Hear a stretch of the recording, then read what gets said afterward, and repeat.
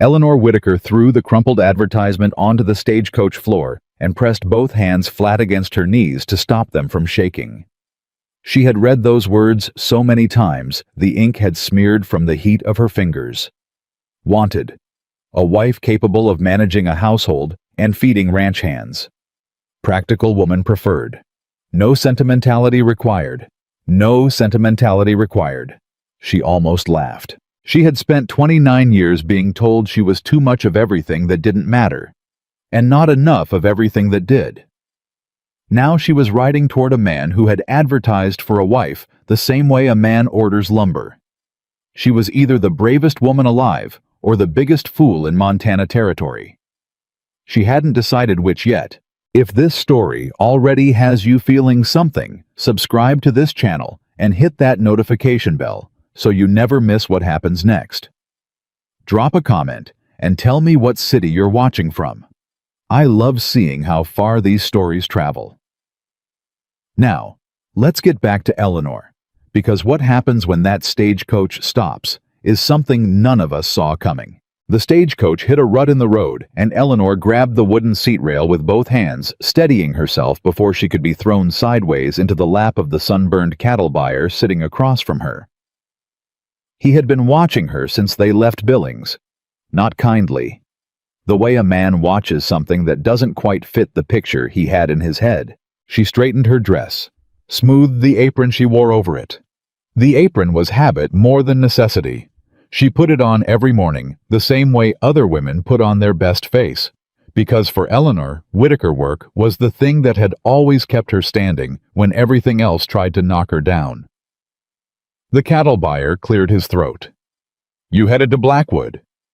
"I am," Eleanor said. He looked her over once more in that slow, deliberate way that was meant to make a person feel small. "That Carter fella put out an advertisement, did he?" "He did." "Huh." The man shifted his weight and looked out the window.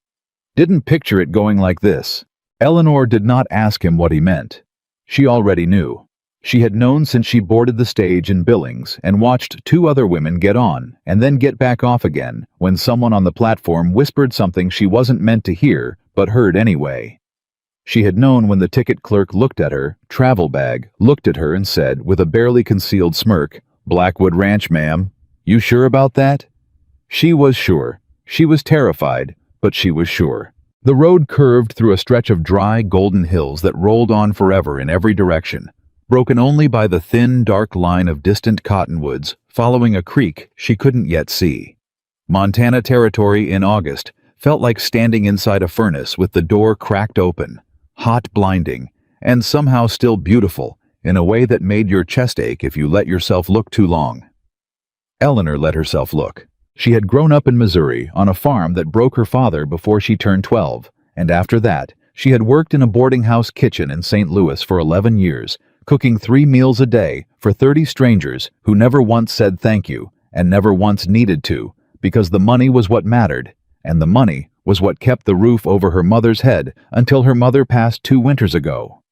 After that, there was nothing left in St. Louis to keep her. She had read the advertisement in a newspaper someone left on the counter at the Mercantile.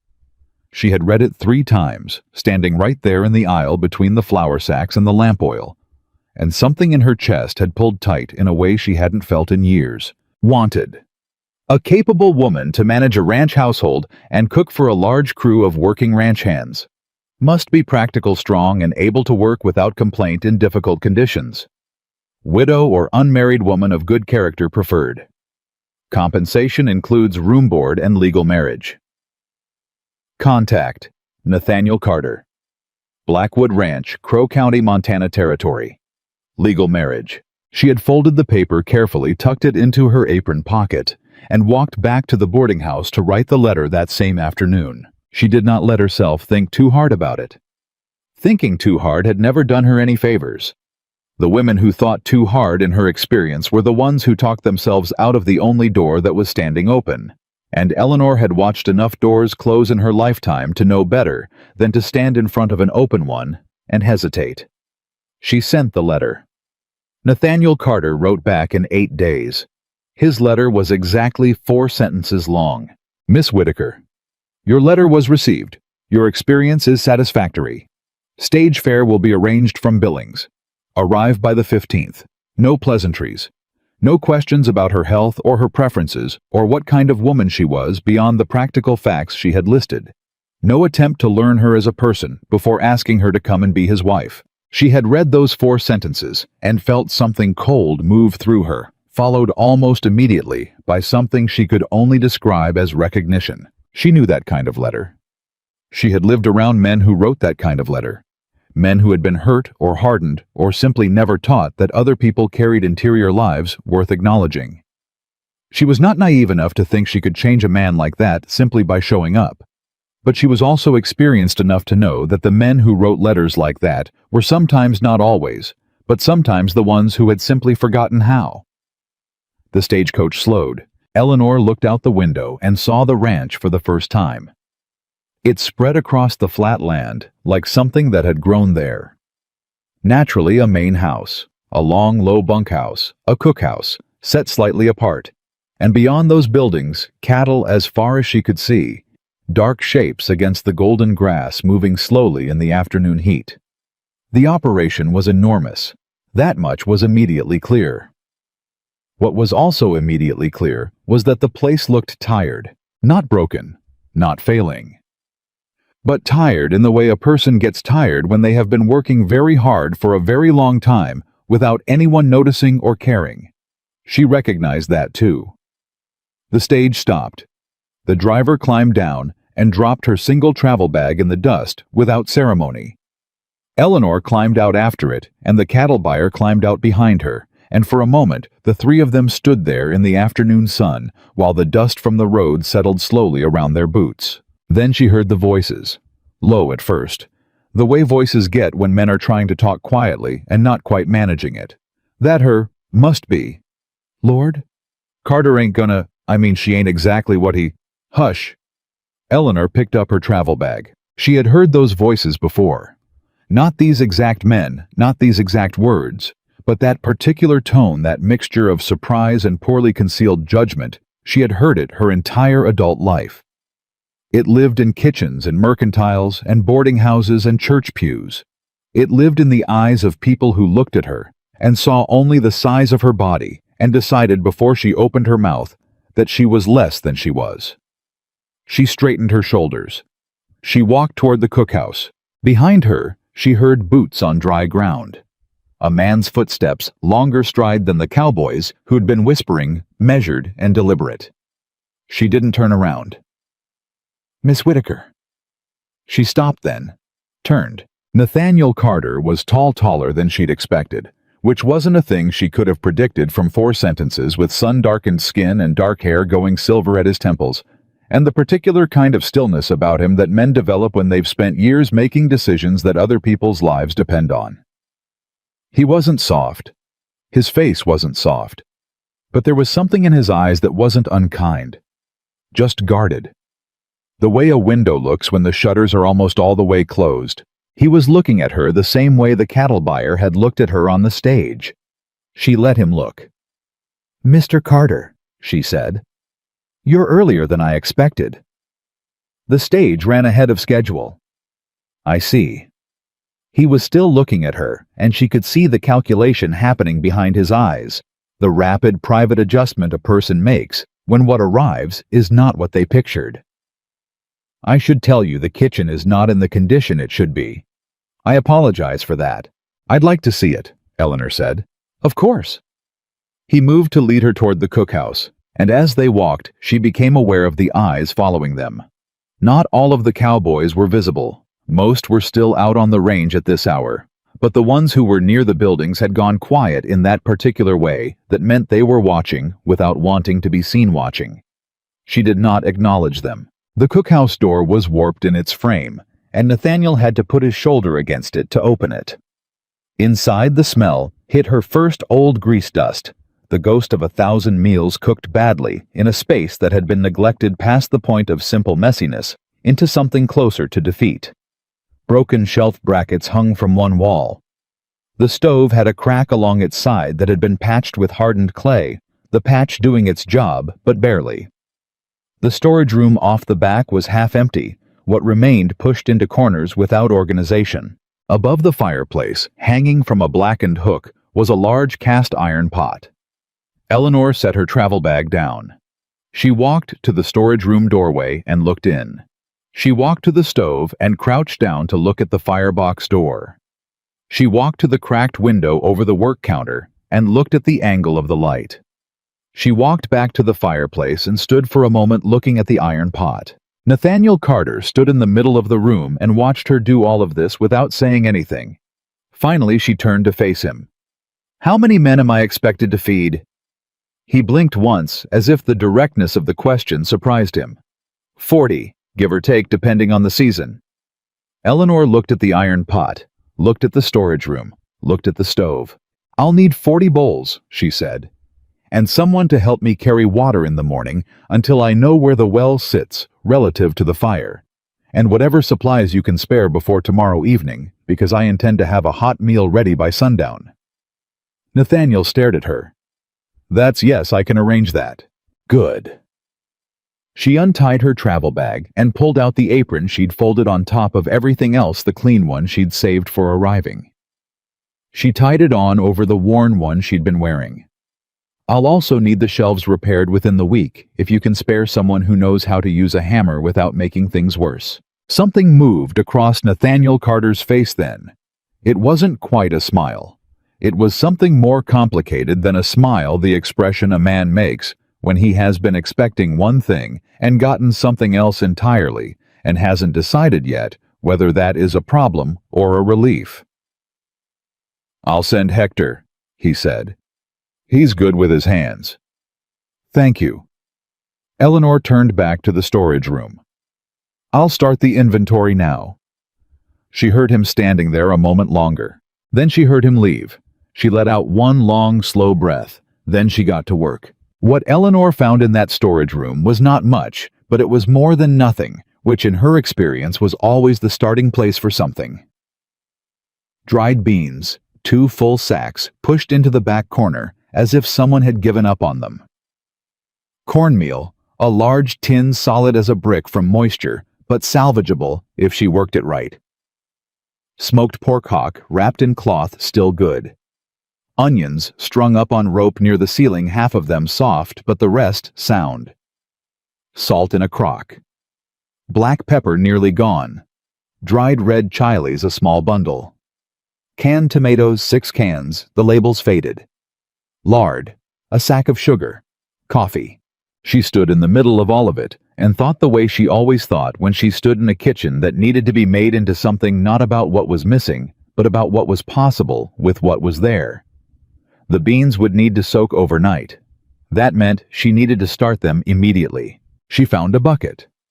She found the well by walking out the back door of the cookhouse and following the beaten path in the dirt.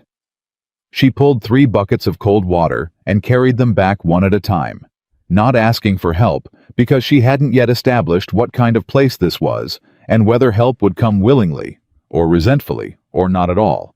And she needed to know the kitchen's rhythms before she asked anything of anyone. On her 3rd trip to the well, she found a young cowboy sitting on the fence nearby, watching her with open curiosity and the specific expression of a boy who had been told to stay out of the way, but couldn't quite make himself do it.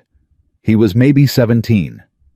Lanky and sunburned, with ears that hadn't grown into his head yet, and a hat that was too big for him.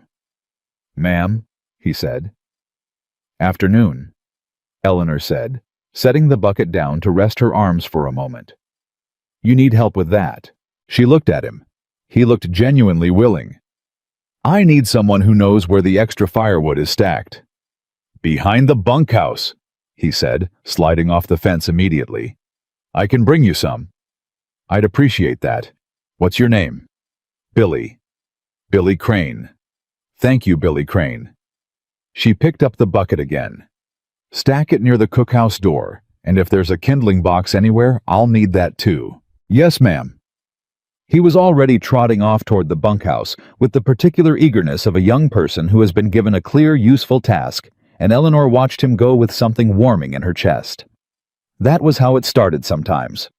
One willing person, Back in the cookhouse, she started the beans soaking. She built the fire in the stove, working carefully around the patched crack, testing the draw of the smoke up through the chimney, determining that it was adequate if not ideal. She found a skillet under the work counter that had been shoved back into the shadows and forgotten. She carried more water. She organized the storage room while the beans soaked, pulling everything out, cleaning the shelves as best she could with a damp rag, and putting everything back in a way that made sense. What would be needed first nearest the door? What would keep longest furthest back? Billy came back with the firewood, and then with the kindling box, and then, because he was clearly the kind of boy who couldn't help hovering with a second older cowboy, who stood in the cookhouse doorway with his hat in his hands and introduced himself as Samuel Hayes. Samuel Hayes was not 17. Samuel Hayes was Eleanor estimated close to 60, with a white mustache and the particular stillness of a man who had seen enough of life to have stopped being in a hurry about most of it. He looked at the cleaned shelves and the organized storage room and the beans soaking in the bucket, and something moved across his face that looked like relief. "You actually know what you're doing," he said. It wasn't quite a question. "I do," Eleanor said without looking up from the onions she was sorting through. "The last one, the woman they hired in the spring, she lasted 3 days." "That right?" "The one before her 2 weeks. The man before that fellow named Peter's cook out of Cheyenne, he lasted a month and a half and left without saying goodbye." Eleanor set aside a soft onion and reached for another. "What happened to the meals in between?" "Cold beans out of a can," Samuel said, "and whatever the men could scavenge. Carter tried to cook himself once. The less said about that, the better." Eleanor allowed herself a small smile at the cornmeal tin. "Tell me about the men. What are they used to? What do they like?" Samuel Hayes looked at her with something that was either surprise or respect, and she thought probably it was both. "Nobody's ever asked that before? I'm asking now." He came into the cookhouse then and sat down on the wooden stool near the wall, and he told her. He told her which of the Cowboys were young and away from home for the first time, and quietly homesick and trying not to show it. He told her about the 3 brothers from Texas who worked together and argued constantly and would eat anything put in front of them as long as there was enough of it. He told her about a man named Rodrigo, who had come up from the border country and missed the food he'd grown up with and didn't talk about it, but sometimes got a look in his eyes around mealtime that Samuel described as the saddest thing you ever saw in a man who wasn't crying. He told her about Jimmy Fossey, who'd lost half the hearing in his left ear in a cattle accident 2 years ago and sat on the right end of every table, so the noise didn't get to him as bad. Eleanor listened to all of it while she worked. She filed every piece of it away. By late afternoon, the stew was in the iron pot over the fire beans, and smoked pork and onion and tomatoes and chili, and every bit of seasoning she could make work, and the smell of it was moving through the cookhouse doorway and out into the late afternoon air. She had cornbread batter ready to go into the Dutch oven. She had found a cracked pitcher that could be mended for water on the tables. She had set up the tables herself, because she had found them stacked against the wall, 2 long tables that folded out, the kind of tables that only get folded up when nobody expects to use them. Samuel helped her unfold them without being asked. "You're setting tables," he said almost to himself. "People eat better when they're sitting at a table," Eleanor said, "and they feel better when someone thought to set one." Samuel Hayes looked at the table with the folded napkins. She had found 2 old flour sack cloths and cut them into rough squares and folded each one, and he was quiet for a long moment. "Miss Whitaker," he said. "Eleanor. Eleanor." He cleared his throat. You didn't have to do all this." "I know. The men aren't expecting. They're used to just, grabbing a plate and finding a corner." "I know," Eleanor said again. "But they aren't going to do that tonight." At sundown, she rang the bell she'd found hanging by the cookhouse door, a small iron bell probably never used, dusty with disuse. She rang it twice. She didn't know what to expect. What she did not expect was what actually happened, which was that within 5 minutes, every cowboy on that ranch who was within hearing distance of the bell came to that cookhouse door. not shuffling reluctantly, not bracing themselves for disappointment. They came the way people come towards something they can smell from a distance and can't quite believe is real.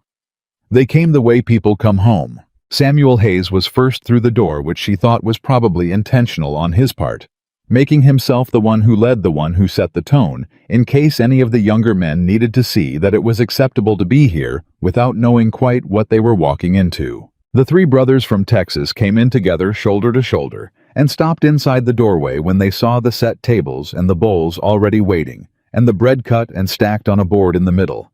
And the oldest one said very quietly, "Well, I'll be damned." Rodrigo came in last or nearly last, hanging back in the doorway with his hat in both hands, and when the smell of the chili and the smoked pork reached him, Eleanor saw it happen, saw his expression shift in a way that he clearly had no control over, something opening in his face that had been closed for a long time. She brought him the first bowl herself. "Rodrigo," she said, because Samuel had told her his name. He looked up at her with startled eyes. "Sit down," she said gently. "It's ready." He sat.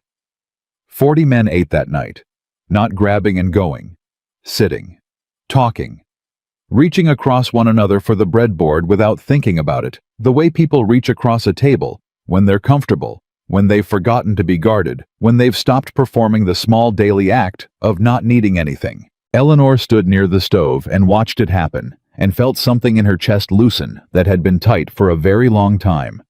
Billy Crane ate 3 bowls of stew and then looked embarrassed about it, and Eleanor told him not to be.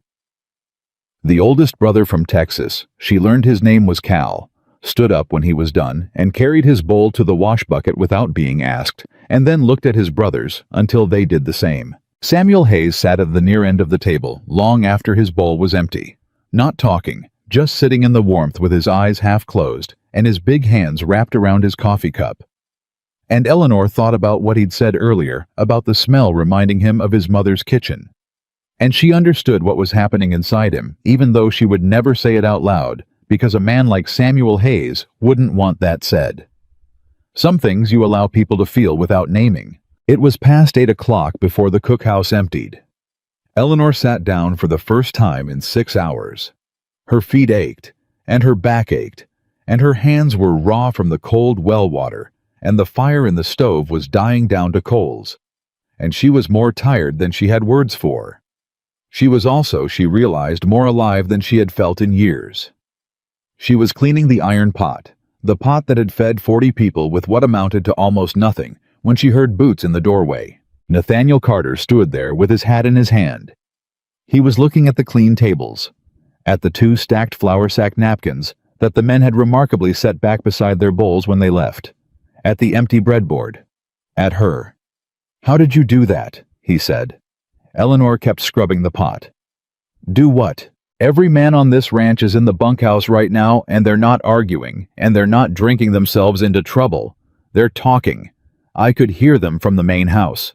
He paused. "That hasn't happened since before my wife died." Eleanor stopped scrubbing. He said it the way people say things they've gotten used to saying without expecting them to land anywhere. Just fact. Just a piece of the architecture of how things were. His wife had died, and the ranch had gone quiet, and the meals had gotten worse, and the men had gotten lonely, and he had been trying to solve a practical problem, and he hadn't understood that it wasn't a practical problem at all. She looked at him. "I cooked a meal," she said. "I set a table. I asked Samuel their names. That's it. That's it."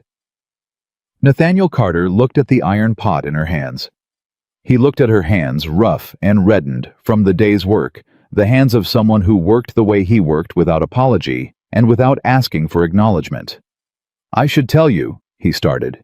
"You should go get some sleep, Mr. Carter," she said, not unkindly. "Tomorrow is another day of 40 men who need feeding, and I need to be up before the sun to start the bread." He stood there for another moment. "I didn't expect you to be—" He stopped. Eleanor waited. "I didn't expect this," he finished. "I know." She turned back to the pot. "Good night, Mr. Carter." She heard him leave. She finished the pot and banked the fire and checked the beans she had set to soak for tomorrow. She found the small room off the back of the cookhouse that she assumed was meant for her, a narrow bed, a lamp, a hook on the wall, and she set her travel bag down on the floor beside it. She lit the lamp. She sat on the edge of the bed and looked at her hands. She had come here not knowing what she would find. A man who needed a practical solution. A ranch that was struggling. A kitchen that had been given up on. Cowboys who had been forgotten. She had found all of those things. But she had also found something she hadn't expected, a place that needed her, not in the grudging transactional way that the boarding house in St. Louis had needed her, not in the way that wore a person down until they were only what they produced, and nothing more. This place needed her the way a fire needs air. She blew out the lamp. In the bunkhouse across the yard, through the thin walls and the quiet Montana night, she could still hear the cowboys talking. She closed her eyes. For the first time since her mother died, she did not feel entirely alone. She was up before the sun. That was not unusual for Eleanor. She had been rising before the sun since she was 9 years old when her father's farm demanded it, and she had never fully stopped even when the reason changed.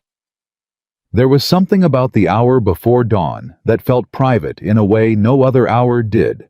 A sliver of time that belonged to nobody yet, that hadn't been spoken for, that she could move through without anyone watching or needing or wanting anything from her. She built the fire in the stove first. Then she set the bread. She had found a sourdough starter in the back of the storage room behind the lard, half forgotten, in a clay pot with a cloth tied over the top. She had almost missed it. She had almost thrown it out thinking it was something spoiled. But she had uncovered the cloth and smelled it. And there it was, the sharp, yeasty living smell of starter that had been maintained by someone who knew what they were doing, and then abandoned when that someone left. She didn't know which cook had started it, or how long it had been sitting there without feeding, but it had survived. Just barely. She had fed it the night before with fresh flour and water, and by morning it had come back to life. She worked the dough by hand in the large wooden bowl she'd found under the counter. The rhythm of it was familiar in her shoulders and her wrists, the particular resistance of bread dough, the way it pushed back against you before it yielded, the way you could feel when it had been worked enough and when it hadn't. She was halfway through the second knead when she heard boots on the step outside. Not light boots, not Billy's eager shuffle or Samuel's slow, deliberate tread. These were the boots of a man, walking with intention, walking with something on his mind. Nathaniel Carter opened the cookhouse door. He was already dressed, which meant he'd been up even earlier than her, and he looked like a man who had spent the night arguing with himself and hadn't come to a good conclusion. He had that particular tightness around his jaw that Eleanor recognized as the external sign of an internal battle mostly lost. "Miss Whitaker? Mr. Carter?" She kept working the dough. "Coffee will be ready in about 10 minutes. He came into the cookhouse and stood near the stove with his hands in his coat pockets, not moving toward the coffee, which told her the coffee wasn't what he'd come for. She waited. "I need to tell you something," he said. "About the ranch." "All right. The financial situation here is more complicated than the advertisement may have led you to believe." He said it the way a man says things he would rather not say, quickly and flatly, to get through the unpleasantness of it. "The ranch is productive. The cattle are healthy. But there are debts. Decisions I made 3 years ago that I thought were sound, and that turned out not to be. I have been managing, but the margins are thin. I cannot promise you the kitchen will always be well supplied." Eleanor pressed the heels of her hands into the dough. "Is that what you came to tell me?" "I came to tell you the truth, before you made any permanent decisions." "You mean before we married?" "Yes." She turned the dough, folded it, pressed again. "Mr. Carter, I came here from 11 years of cooking 3 meals a day for 30 people in a boarding house that operated on the thinnest margins imaginable. I know how to work with what's available. I told you yesterday I would have dinner on the table by sundown, and I did.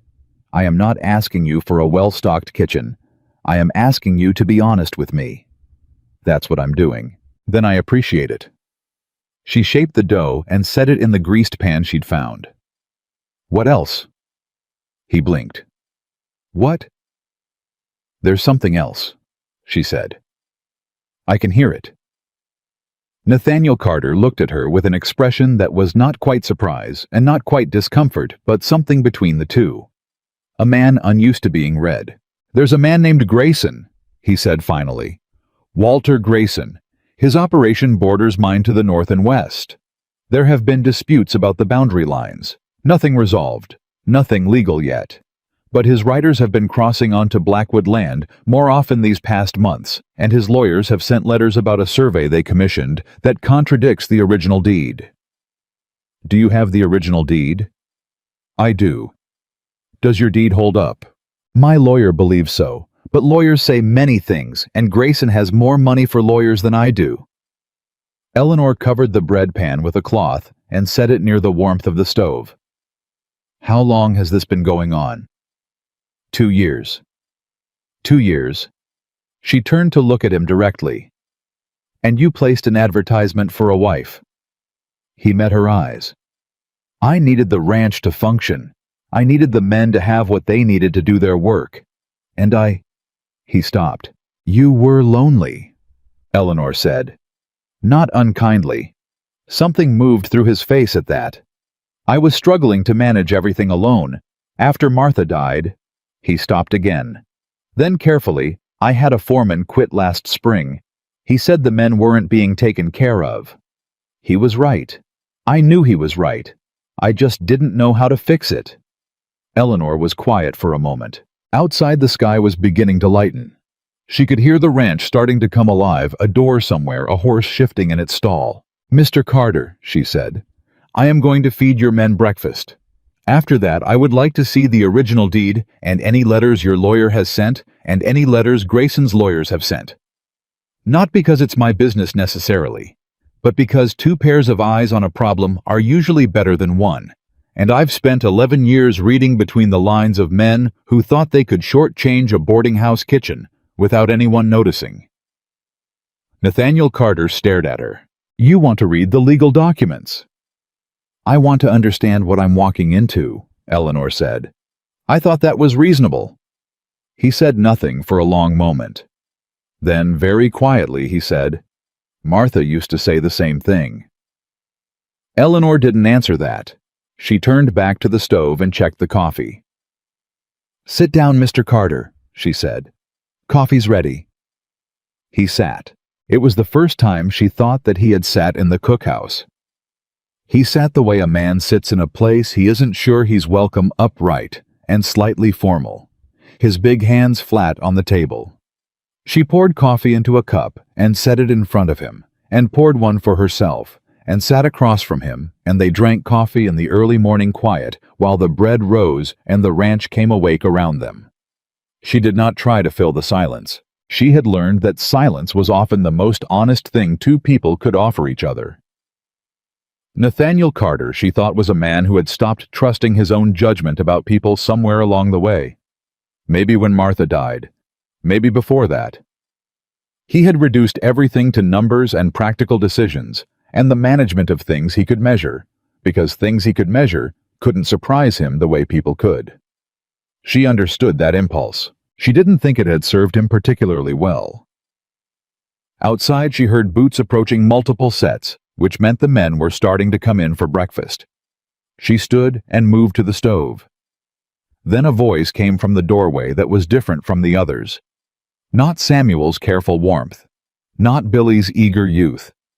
This voice had a hard edge built into it, the edge of a man who had decided some time ago that the world owed him nothing, and had adjusted his manner accordingly. "Carter." Nathaniel looked up.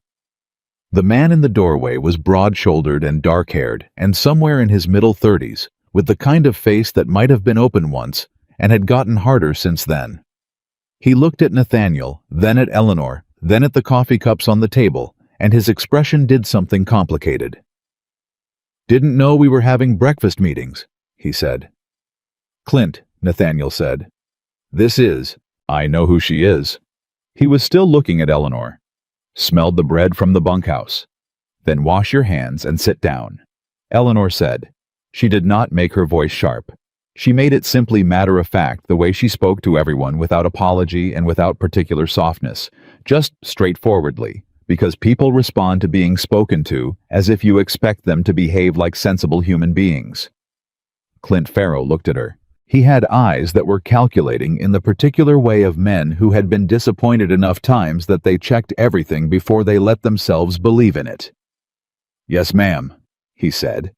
And his tone was not exactly warm, but it wasn't hostile either. It was the tone of a man who was reserving judgment.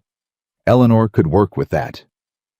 Nathaniel drank his coffee and said nothing.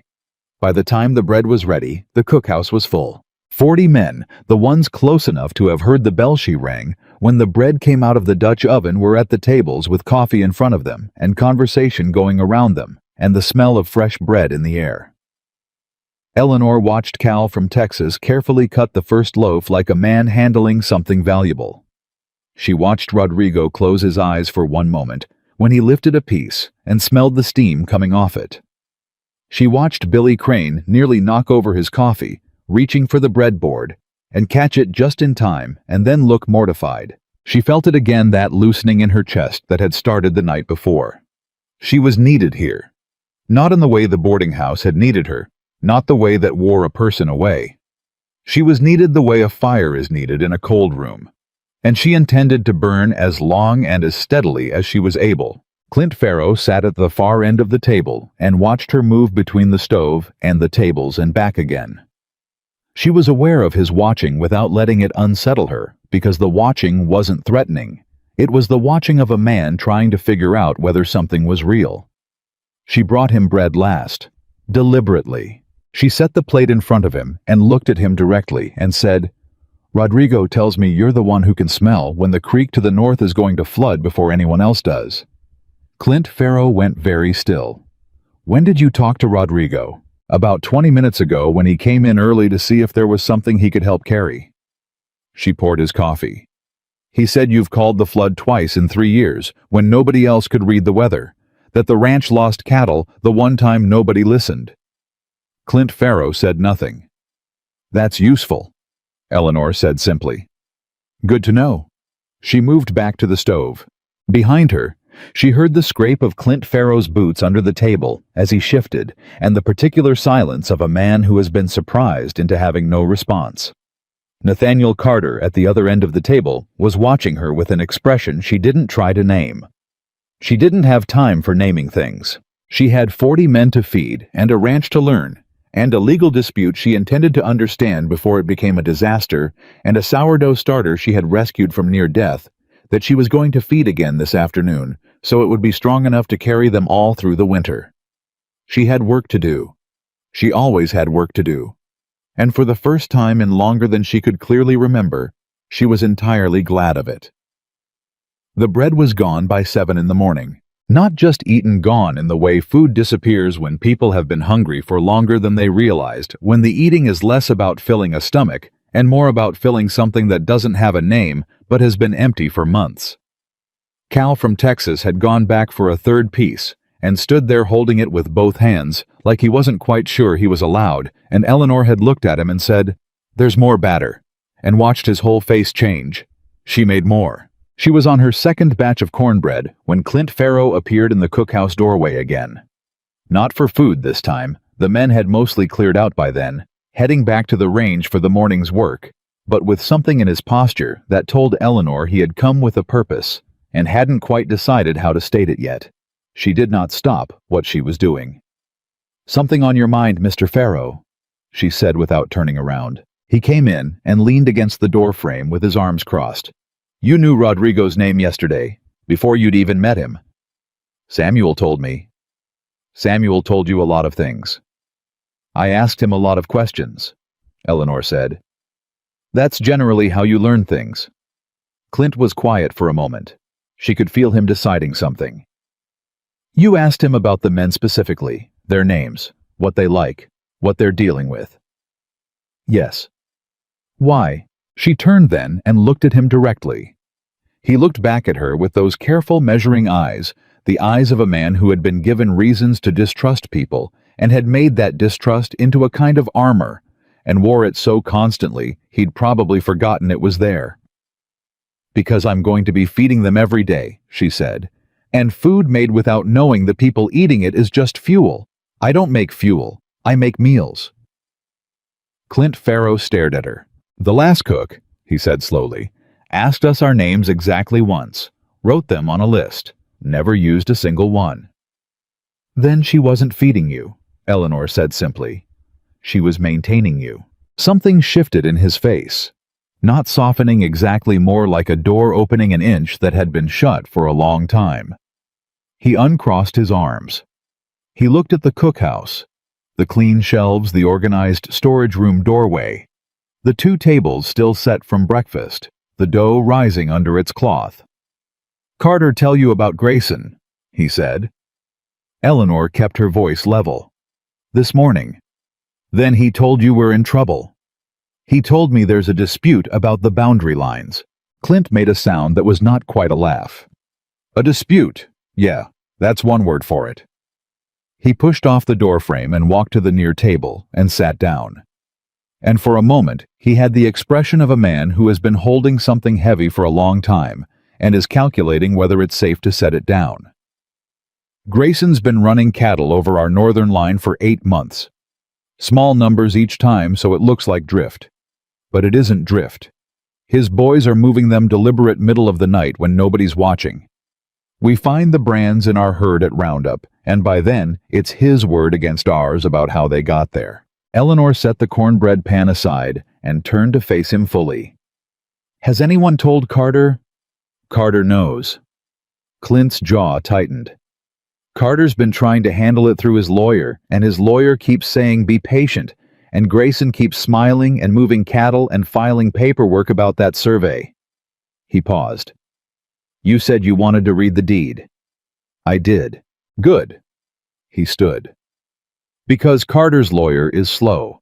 Grayson's lawyers are fast, and somebody around here needs to understand what we're actually up against before it's too late to do anything about it." He picked up his hat from the table and settled it on his head. "I'll be back at noon." He was gone before she could answer. Eleanor stood in the quiet cookhouse and thought about that for a moment. Then she turned back to the bread. Nathaniel brought the documents to the cookhouse that afternoon. Not just the deed, a full leather folder thick with papers that he set on the end of the long table with the expression of a man setting down something he'd been carrying alone for too long. Letters from his lawyer. Letters from Grayson's lawyers. Copies of the original survey that had established the Blackwood boundaries in 1871. Copies of the competing survey that Grayson had commissioned 18 months ago, which placed the northern boundary line a full half-mile south of where the original deed put it. If Grayson's survey held, Blackwood would lose roughly 400 acres of prime grazing land, and 1,200 head of cattle currently grazing on that land would be on contested ground. Eleanor read every page. She read them the way she had learned to read contracts at the boarding house when her employer had tried twice to change her terms of employment with language buried in the middle of an otherwise unremarkable document, carefully, slowly looking not just at what the words said, but at what they were arranged to make you overlook. Clint Farrow sat at the other end of the table and watched her read. Nathaniel stood near the door with his arms crossed. Nobody spoke. After an hour, Eleanor set down the last page. "The original deed references a creek," she said. Nathaniel looked up. "Widow Creek. It marks the northern boundary." "Grayson's survey doesn't mention the creek." "No." "Why not?" Nathaniel and Clint exchanged a look.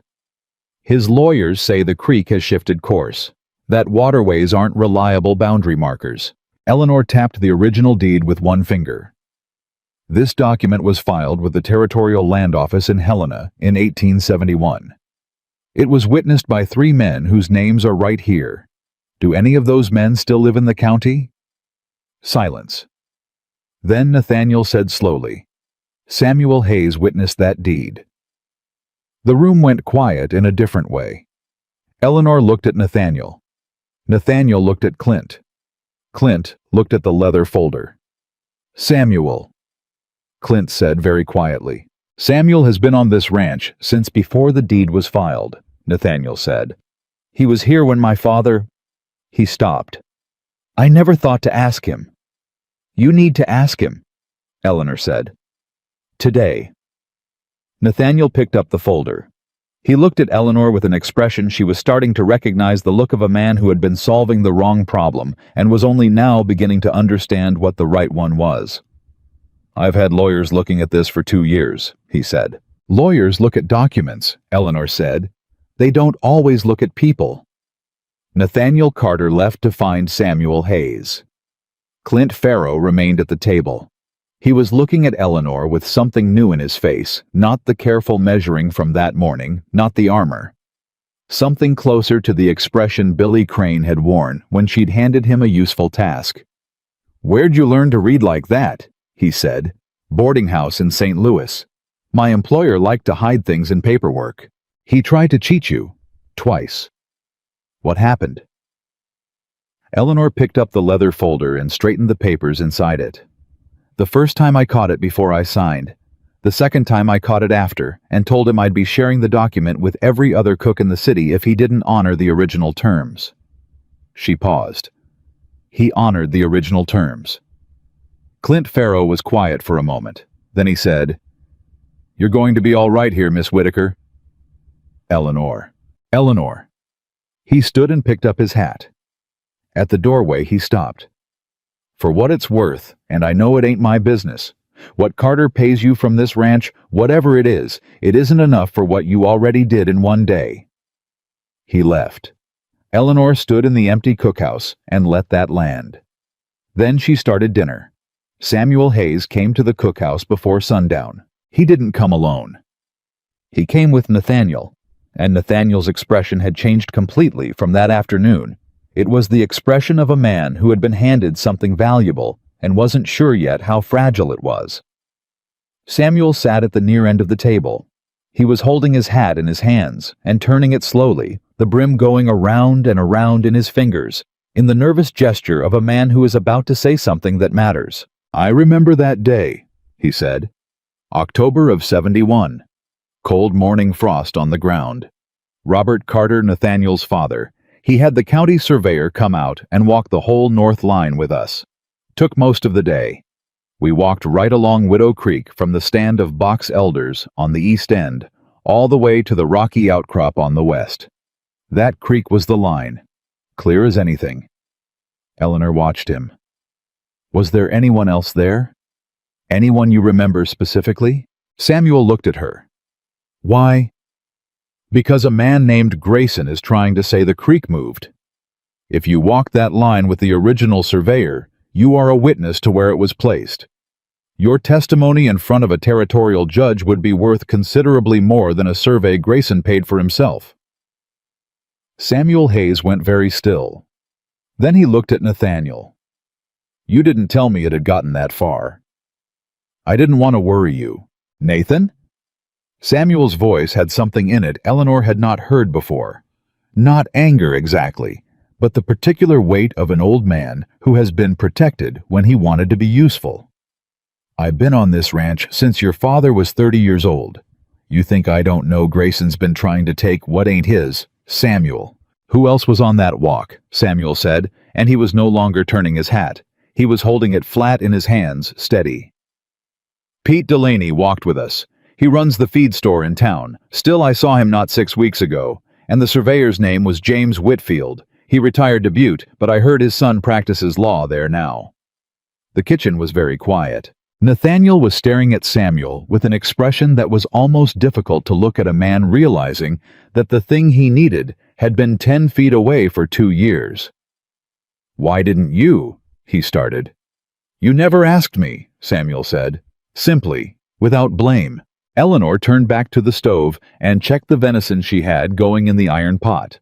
One of the hands had brought in a deer that morning, and she had been slow cooking it since noon with onions and dried herbs and the last of the canned tomatoes. Behind her, she heard Nathaniel exhale. "How soon can you get to town?" he said. "I can ride tomorrow morning," Samuel said. "If Pete Delaney can get a written statement to your lawyer by end of week, that ought to change the shape of things considerable." "I'll ride with you," Nathaniel said. I'll send a wire to Butte tonight." Eleanor ladled the first bowl without turning around. She set it at Samuel's place at the table. The old man looked at the bowl, then at her. Something moved across his face that she recognized, that helpless, unguarded expression that people get when someone has taken care of them without being asked to. "Thank you, Eleanor," he said. "Thanks, Samuel," she said. "He's the one who's going to fix this." Samuel Hayes picked up his spoon. But before he could eat, the cookhouse door opened again, not with the easy swing of a man who belonged there, but with the particular careful deliberateness of someone making an entrance.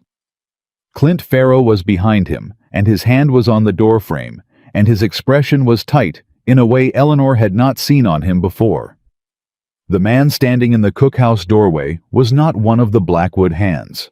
He was somewhere around 50 with a prosperous belly and a good coat, and the particular confident stillness of a man who has learned that money makes silence optional. His boots were expensive. His hat was expensive. His lawyer was probably expensive too. His name, Eleanor knew without being told, was Walter Grayson. He looked around the cookhouse slowly, the way a man looks at a room he is planning to own. Then his gaze landed on Eleanor. "This the new cook?" he said to Nathaniel, and the word cook had a specific weight on it, the weight of a deliberate diminishment. Nathaniel said carefully, "This is Eleanor Whitaker. She manages the household." Grayson smiled. It was a pleasant smile. "Well," he looked at the venison on the stove, the set tables, Samuel Hayes with his spoon. "Place looks better than I expected. I heard your situation had been difficult." "The situation is fine," Nathaniel said. "Good, good." Grayson moved into the room like he owned the air in it. He stopped near the table and looked down at the leather folder that was still lying there, the folder with the deed and the lawyer's letters and Grayson's own survey. He looked at it for exactly one beat too long. He looked at Eleanor. "You a reader, Miss Whitaker?" "I am," Eleanor said. She was still at the stove. She had not moved. "Interesting hobby for a cook." "It's not a hobby," she said. "It's how I keep from being cheated." The smile on Grayson's face did something small and careful. He looked at Nathaniel. "I came to talk about the Northern Line. I thought maybe we could settle this between neighbors without the lawyers dragging it out through winter." "I'd like that," Nathaniel said. His voice was even. "My position is the same as it's always been. The boundary is Widow Creek, as described in the original deed." "The creek has shifted," Grayson said.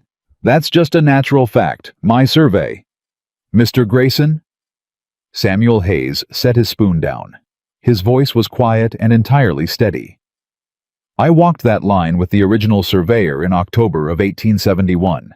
I can tell you to the inch where Widow Creek ran that morning. I can tell you the names of the other men who walked it with us.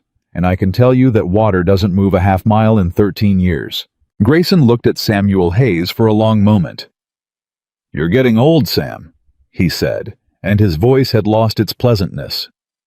"Memory isn't always reliable." "Mine is," Samuel said. The room had gone entirely still. Eleanor could hear the fire in the stove. She could hear someone outside a boot on the step, and she suspected it was Clint Farrow still standing just beyond the door. Grayson looked at Nathaniel. "This isn't finished," he said. "No." Nathaniel agreed. "It isn't. But I think you should know before you spend any more money on lawyers we have witnesses. Mr. Grayson, living ones. I'll be contacting them this week." Grayson looked around the cookhouse one more time. His gaze moved to the iron pot on the stove, to Eleanor standing beside it, to the folder of documents on the table. "Funny," he said. "I heard you hired a cook. I didn't expect her to be sitting in on your legal affairs." "She wasn't sitting in," Nathaniel said. "She was reading." Grayson left. The door closed behind him. Nobody moved for 3 full seconds. Then Billy Crane's head appeared in the doorway. He had apparently been outside the whole time, frozen in place, and he said in a voice slightly too high, "Is he gone?" "He's gone," Clint said from just behind him. Good. Billy came in and sat down heavily. Because I thought Mr. Farrow was going to hit him. I thought about it, Clint said, following him in and pulling out a chair. He looked at Eleanor. That was you. That thing Samuel said about the witnesses. That came from you reading those papers this afternoon. Eleanor served him venison without responding to that. I'm just saying, Clint said, for a cook. Mr. Farrow, Eleanor said. Yeah. Eat your dinner. He ate his dinner. Nathaniel stood near the table after the others had sat looking at Eleanor with that expression again, the one she didn't quite have a word for yet. She was beginning to think it was the expression of a man who had given up expecting anything and was finding that condition harder to maintain than he'd expected. Grayson won't let this go, he said quietly, low enough that only she could hear it under the conversation starting up around the tables. I know, she said. He'll come at it from another angle now that he knows about Samuel. Probably. You're not worried. Eleanor looked at him. I'm realistic, she said. Worry doesn't fix anything. Preparation does. Nathaniel Carter looked at her for another moment. Then he pulled out the chair at the end of the table and sat down. For the first time, he did not sit near the door. He sat at the table like a man who intended to stay. The weeks that followed moved, the way hard work always moves fast when you're inside it, and slow when you look back full of small things that only seem small until later when you understand what they were building toward. Eleanor learned the ranch the way she learned every kitchen she had ever worked in, by being in it before anyone else arrived and staying in it after everyone else had gone. She learned that the creek to the east flooded in early spring and that the cookhouse back steps needed to be sandbagged by March. She learned that Cal's youngest brother Emmett was terrified of the dark and slept closest to the bunkhouse lamp and would never admit it under any circumstances. She learned that Rodrigo, who had been homesick for 2 years, would sing quietly to himself in Spanish while he worked if he thought nobody could hear him, and she made a point of never letting on that she could. She learned that Jimmy Fossey, the man with the damaged hearing, liked his coffee with exactly 2 spoons of sugar and got quietly miserable if he got 1 or 3. She kept track of all of it, not in writing. In the same place she had always kept important things, the running account in her mind that had never failed her. The same account that let her adjust a recipe for 40 men or read the gap between what a document said and what it meant. The ranch changed, not all at once, the way good things change slowly, and then suddenly, so that when you noticed it, you couldn't quite say when it had started. The men stopped eating in corners. They stopped going quiet when Nathaniel came into the cookhouse. They stopped the particular performance of not needing anything that men put on, when they have been told too many times directly or indirectly that their needs were inconvenient. Cal from Texas started washing dishes without being asked, and his brothers followed, and eventually half the crew had developed the habit simply from watching it modeled and finding that nobody mocked them for it. Rodrigo started speaking more. First just at meals, short answers when Eleanor asked him direct questions, and then longer responses. And then, one evening, she overheard him explaining something about cattle behavior to Billy Crane with a detail and knowledge and genuine pleasure in the explaining that made her stop outside the cookhouse door and listen for a full 2 minutes before she went back inside. Billy Crane grew about 1.5 inches that month, or seemed to. Probably it was that he stopped hunching. And Clint Farrow, who had been the loudest voice of discontent on the ranch for the better part of a year, Clint Farrow started laughing. Not all the time. Not in any sudden dramatic way. But she heard it first one evening when Emmett told some story about a calf in a mud pit, and Clint's laugh was surprised out of him before he could help it, and he looked almost alarmed by the sound, and then laughed again. Eleanor from the other side of the kitchen allowed herself a small smile. She was cutting dried apples for a cobbler she was attempting with the last of the canned peaches and the sugar she'd been conserving, and she was tired in her feet and her lower back from a day that had started before the sun and hadn't stopped. And she thought, the most contented she had been in a very long time. That was when Nathaniel appeared in the doorway. He had mud on his boots, which meant he had come from the north pasture, which meant he had been checking something that had been on his mind. "The creek's running clear," he said. "Is that good?" Grayson's lawyer sent another letter this afternoon. He came in and sat at the table. "Pete Delaney got his statement to my lawyer in town, and James Whitfield's son, the lawyer in Butte, he's agreed to take our case." Eleanor set down the apple she was peeling. "That's good news. Whitfield's son says he believes the original survey will hold. He says Grayson's commissioned survey has irregularities in the methodology, things that won't survive scrutiny in front of a territorial court." Nathaniel was looking at his hands on the table. "He also said he thinks Grayson may be attempting something with the survey records, some kind of alteration. He's not certain yet." Eleanor was very still. "Document fraud," she said. Nathaniel looked up at her. "If that's what it is, it changes things, significantly. If Grayson falsified the survey, he wouldn't just lose the boundary dispute," Nathaniel said. "He'd face criminal exposure, the kind that money can't entirely fix." He paused. "Which means that if he suspects we're close to proving it, he isn't going to wait for the courts." Eleanor picked up the apple again. She cut it. She cut the next one. "Tell Clint to double the night watch on the northern line," she said. "And tell Samuel to stay close to the main buildings for the next few weeks." Nathaniel blinked. "Samuel? He's your primary witness. Without his testimony, your case is weaker. Grayson knows that." She paused without looking up. "I'm not saying Grayson would hurt an old man. I'm saying that men who forge documents don't always stop at forgery." The silence in the cookhouse was very complete. Then Nathaniel Carter stood up. He did not say anything for a moment. He stood there with his hat in his hands, and Eleanor kept cutting apples, and neither of them pretended the conversation had been about anything other than exactly what it was. "Eleanor," he said. She looked up. He was looking at her with an expression that was entirely unguarded. The shutters not just open, but gone. The expression of a man who had stopped performing and was simply standing in front of another person, as he actually was. "I placed that advertisement because I needed a cook," he said. "I want you to know, I understand that's not what you are." Eleanor held his gaze. "What do I appear to be, Mr. Carter? Someone who sees things the rest of us miss," he said. "Someone who ought to be a partner, not an employee." The apple cobbler sat unfinished on the work counter. "We are not yet married," Eleanor said evenly. "No." He turned his hat brim once in his hands. "I was hoping to ask you about that." Eleanor set down the paring knife. Outside, through the thin cookhouse walls, she could hear the bunkhouse settling into its evening noise, the low talk of men who had eaten well and were not anxious and were not lonely. A sound so different from what she had walked into 6 weeks ago that she sometimes stopped just to listen to it. "Ask me," she said.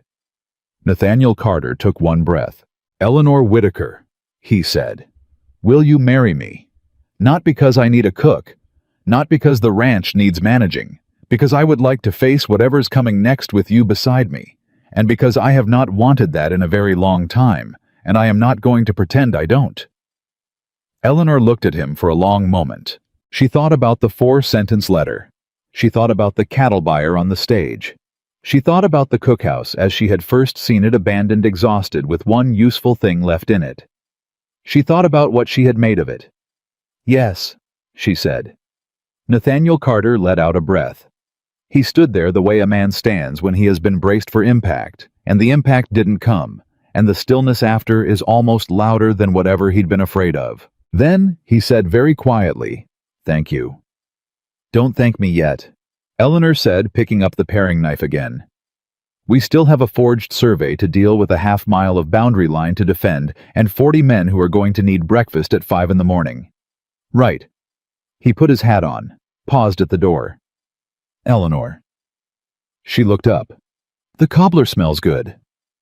She turned back to the apples, but the smile she didn't show him was, she thought, one of the best ones she'd had in years. He left. She finished the cobbler. She set it in the Dutch oven and covered it, and got the timing right by feel the way she always did.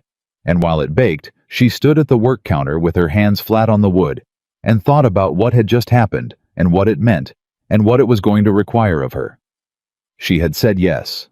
She had said yes to a man she had known for 6 weeks on a ranch. She had known for 6 weeks in a territory she had arrived in with one travel bag and a worn apron and no clear understanding of what she was walking into. She had said yes because she was not a woman who confused certainty with safety. She had been certain of very little in her life, certain of her mother's love, certain of her own capacity for hard work, and certain increasingly of the particular feeling she got in a kitchen when something that had been scattered and broken started to organize itself into something whole. She felt that feeling here, and she also felt very clearly that whatever Grayson was planning was not finished. She heard a sound outside. Not a normal sound, not boots or horses or the bunkhouse settling. Something quieter, something deliberate. She went to the cookhouse door and opened it. The night was dark, the moon behind clouds, and for a moment she saw nothing. Then Clint Farrow materialized out of the shadow near the corner of the bunkhouse. He walked toward her with his hand raised slightly in a gesture that said, "Don't react." She waited. "Ryder came through," he said quietly when he reached her. "Came in from the north side and turned around when he saw the light still on in the cookhouse. Grayson's man, I recognized the horse." Eleanor's hands stayed still at her sides. "Did he see you?" "No." Clint glanced back toward the north. He was looking at the main house and at the cookhouse. "Counting lights?" Eleanor said. "Seeing who's awake and where." Clint looked at her. That's exactly what he was doing. How many nights has someone from Grayson's place ridden the perimeter? How did you... He stopped. "Third time this week." Eleanor stepped back inside the cookhouse. She went to the shelf where she kept the papers she'd been reviewing, the copies Nathaniel's lawyer had sent of the competing survey, and she pulled out the page that had been bothering her for 3 days. "Come in," she said. Clint came in. She laid the page on the table and pointed. "This survey was commissioned 14 months ago, but this signature here, the assessor's stamp, it's dated 16 months ago, 2 months before the survey was supposedly commissioned."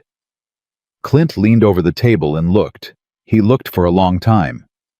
"That's impossible," he said. "No," Eleanor said. "It's careless. Someone added the official stamp to make the document look legitimate and used the wrong date." She looked up at him. "This is what Whitfield's son meant by irregularities. But this is more than irregular. This is evidence." Clint straightened up. His expression was very serious. "We need to get this to Nathaniel tonight." "Yes, and we need to keep this building lit," he said. "If Grayson thinks someone's always awake in here, he's less likely to try anything before this gets to a judge." Eleanor nodded once. She went to the lamp on the shelf and turned up the wick. "I'll keep the fire going," she said. Clint looked at her for a moment. "You're not scared." "I'm careful," Eleanor said. "That's better than scared." He almost smiled. "I'll get Carter." He was gone. Eleanor sat down at the table with the survey page and the lamp and the dying warmth of the Dutch oven and the smell of apple cobbler filling the room. She thought about the cattle buyer on the stage who had looked at her and seen nothing worth accounting for. She thought about Grayson in the cookhouse doorway, calling her a cook. She thought about 40 men who had eaten well for 6 weeks and were no longer thinking about leaving. She picked up the survey page. She turned it over and read the back of it, which she had not yet read. On the back, in small handwriting pressed faintly into the paper from whoever had been writing on the sheet above it in the stack, were 2 words: Northern Pasture. She looked at those 2 words for a long time. Then she looked at the map she had built in her mind from Clint's offhand comments and Samuel's stories and the hand's casual references to which gate you took to get to which grazing area. The Northern Pasture. The 400 acres that Grayson's survey tried to claim. He wasn't just filing paperwork. He wasn't just waiting for a court date. She heard boots on the step. Nathaniel came through the door, first half-dressed and alert, and Clint was behind him with a lamp.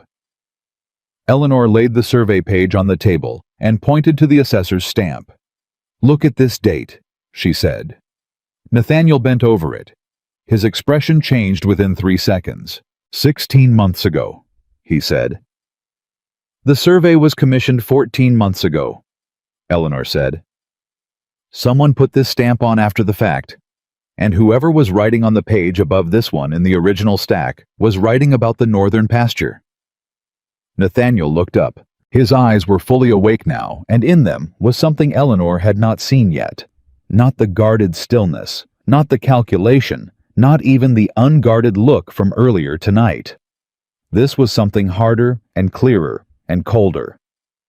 He was planning to move on the northern pasture regardless of the court outcome, Nathaniel said. The paperwork was the cover. Yes, Eleanor said. Nathaniel straightened up. He looked at Clint.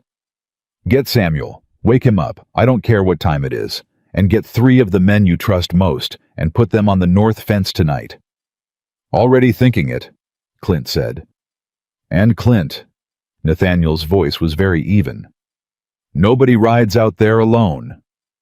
Clint nodded and was gone. Nathaniel stood at the table, looking at the survey page. Eleanor poured him coffee from the pot she had kept warm and set it next to his hand.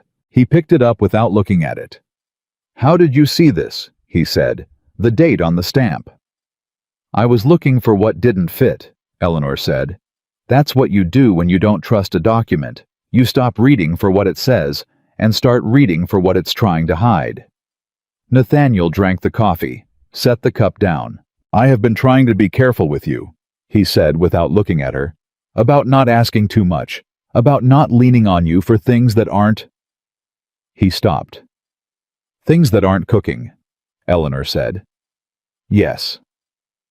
Mr. Carter. He looked at her. I said yes, she said. That means all of it. He held her gaze for a moment. Then he nodded once, the nod of a man accepting something real. All of it, he said. Outside, the night watch went to their posts. The lamp in the cookhouse burned. The north fence held, and Walter Grayson, sitting on his prosperous land with his expensive lawyers and his forged survey, had no way of knowing that the woman he had dismissed as a cook had already found the thread that was going to unravel everything he had built. The wire came back from Butte on a Tuesday. Nathaniel read it at the table in the cookhouse, which was where he had taken to reading things that mattered, because the cookhouse was where Eleanor was, and he had stopped pretending that was a coincidence. He read the wire twice, set it face down on the table, and picked up his coffee. Eleanor waited.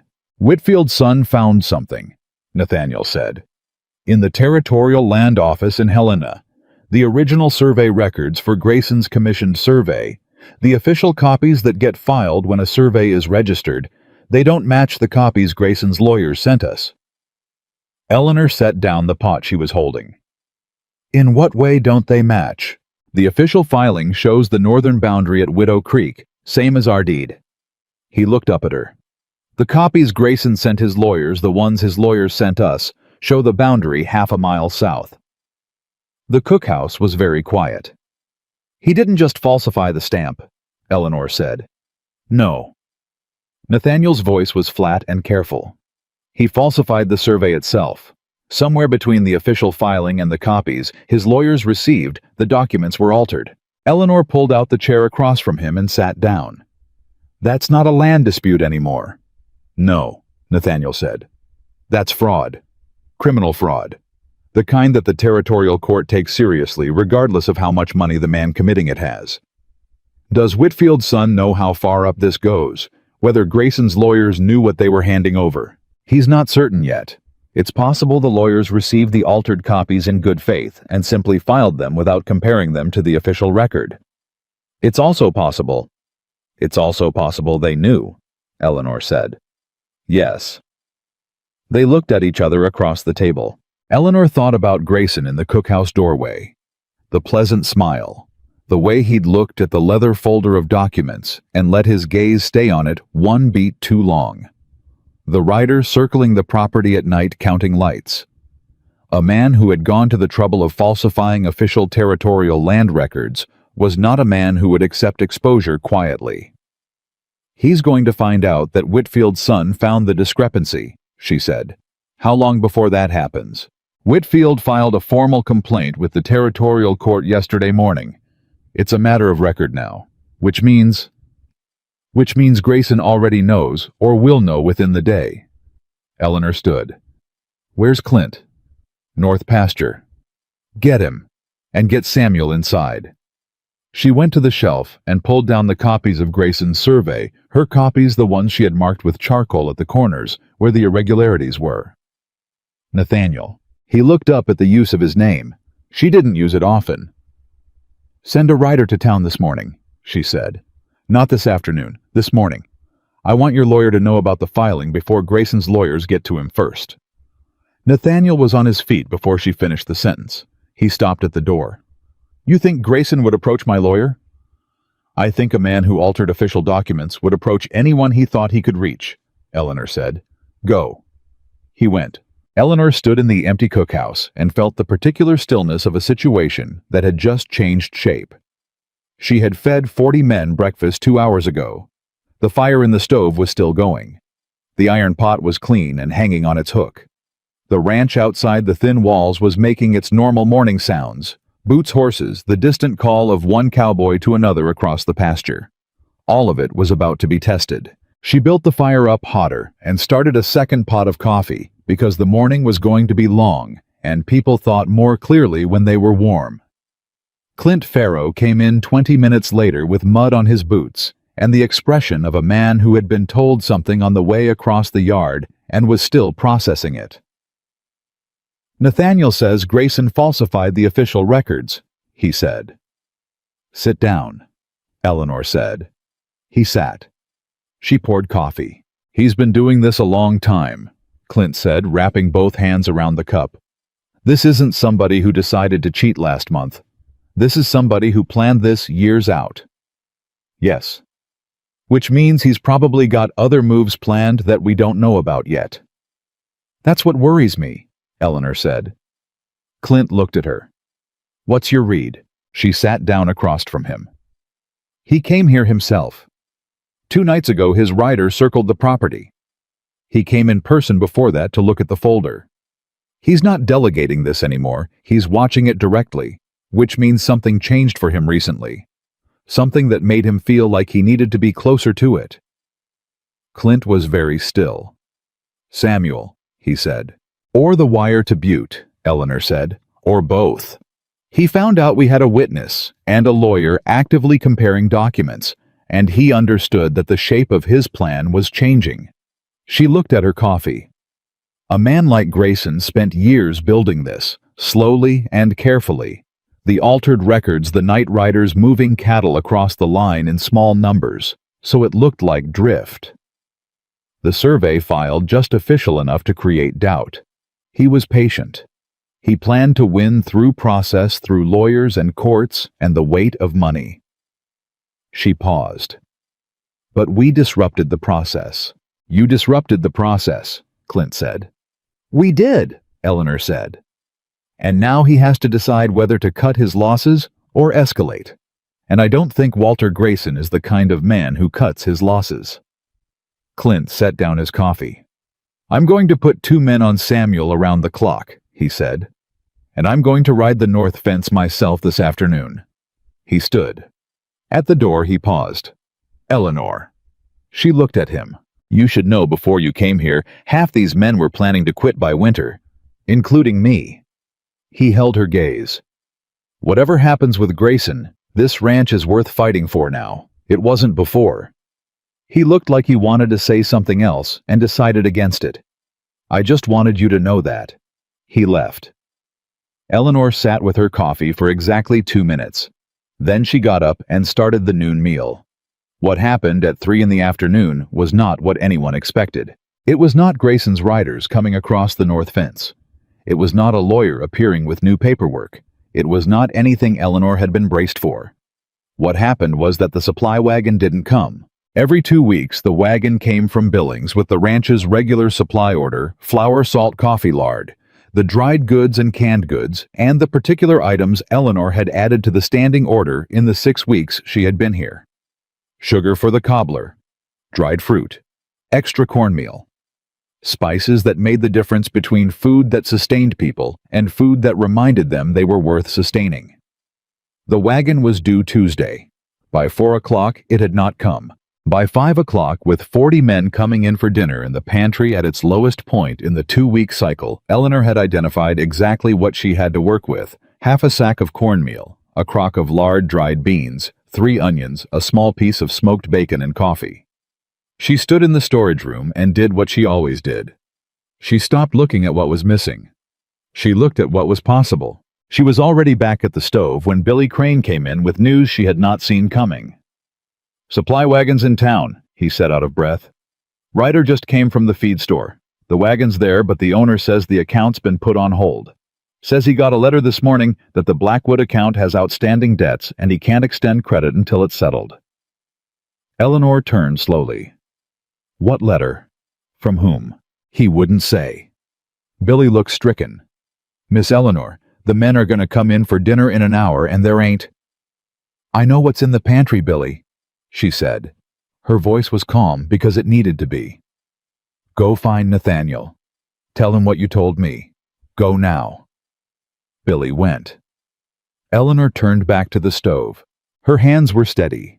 She made them steady the way she had learned to make them steady in the boarding house when the money ran short and 30 people were going to come down to breakfast in an hour, whether she was ready or not. She put water on to boil. She started the bacon rendering in the skillet. She pulled out every onion and sliced them all, and the smell of onion hitting hot bacon fat was immediate and rich, and the kind of smell that made a person feel like there was more coming than there actually was. That was the first skill she had learned at her mother's knee. Make it smell like plenty even when it isn't. Make people feel like they are worth the trouble, even when the trouble is almost more than you can manage. Nathaniel came in 10 minutes later with Clint behind him, and the expression of a man who has connected 2 things and does not like what they add up to. "Grayson owns the feed store," Nathaniel said. Eleanor stopped stirring. "His son-in-law does. Has for about 3 years. He looked at her. "I never connected it because the man's name is different, and I didn't have reason to think about it." "Until now," Clint said. "The letter that put the account on hold," Eleanor said. "Do we know who wrote it?" "The feed store owner says it came from a lawyer's office. He wouldn't name the office." Eleanor thought for exactly 3 seconds. "Then we don't buy from that store," she said. "Who else sells supplies within a day's ride?"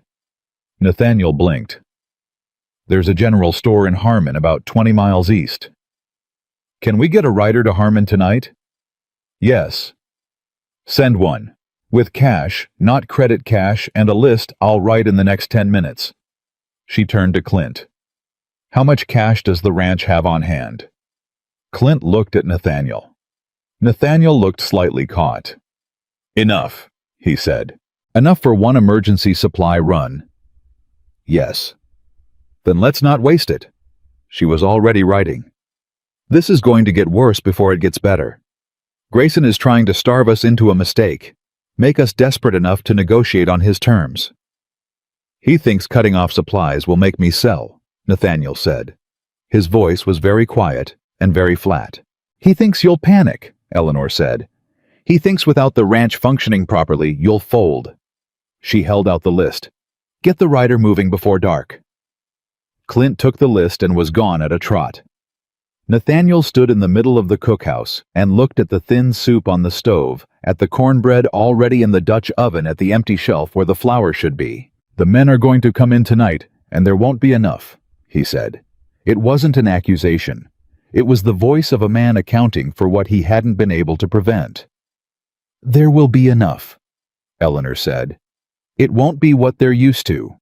But there will be enough, and they'll know what happened, and they'll know it wasn't because nobody cared.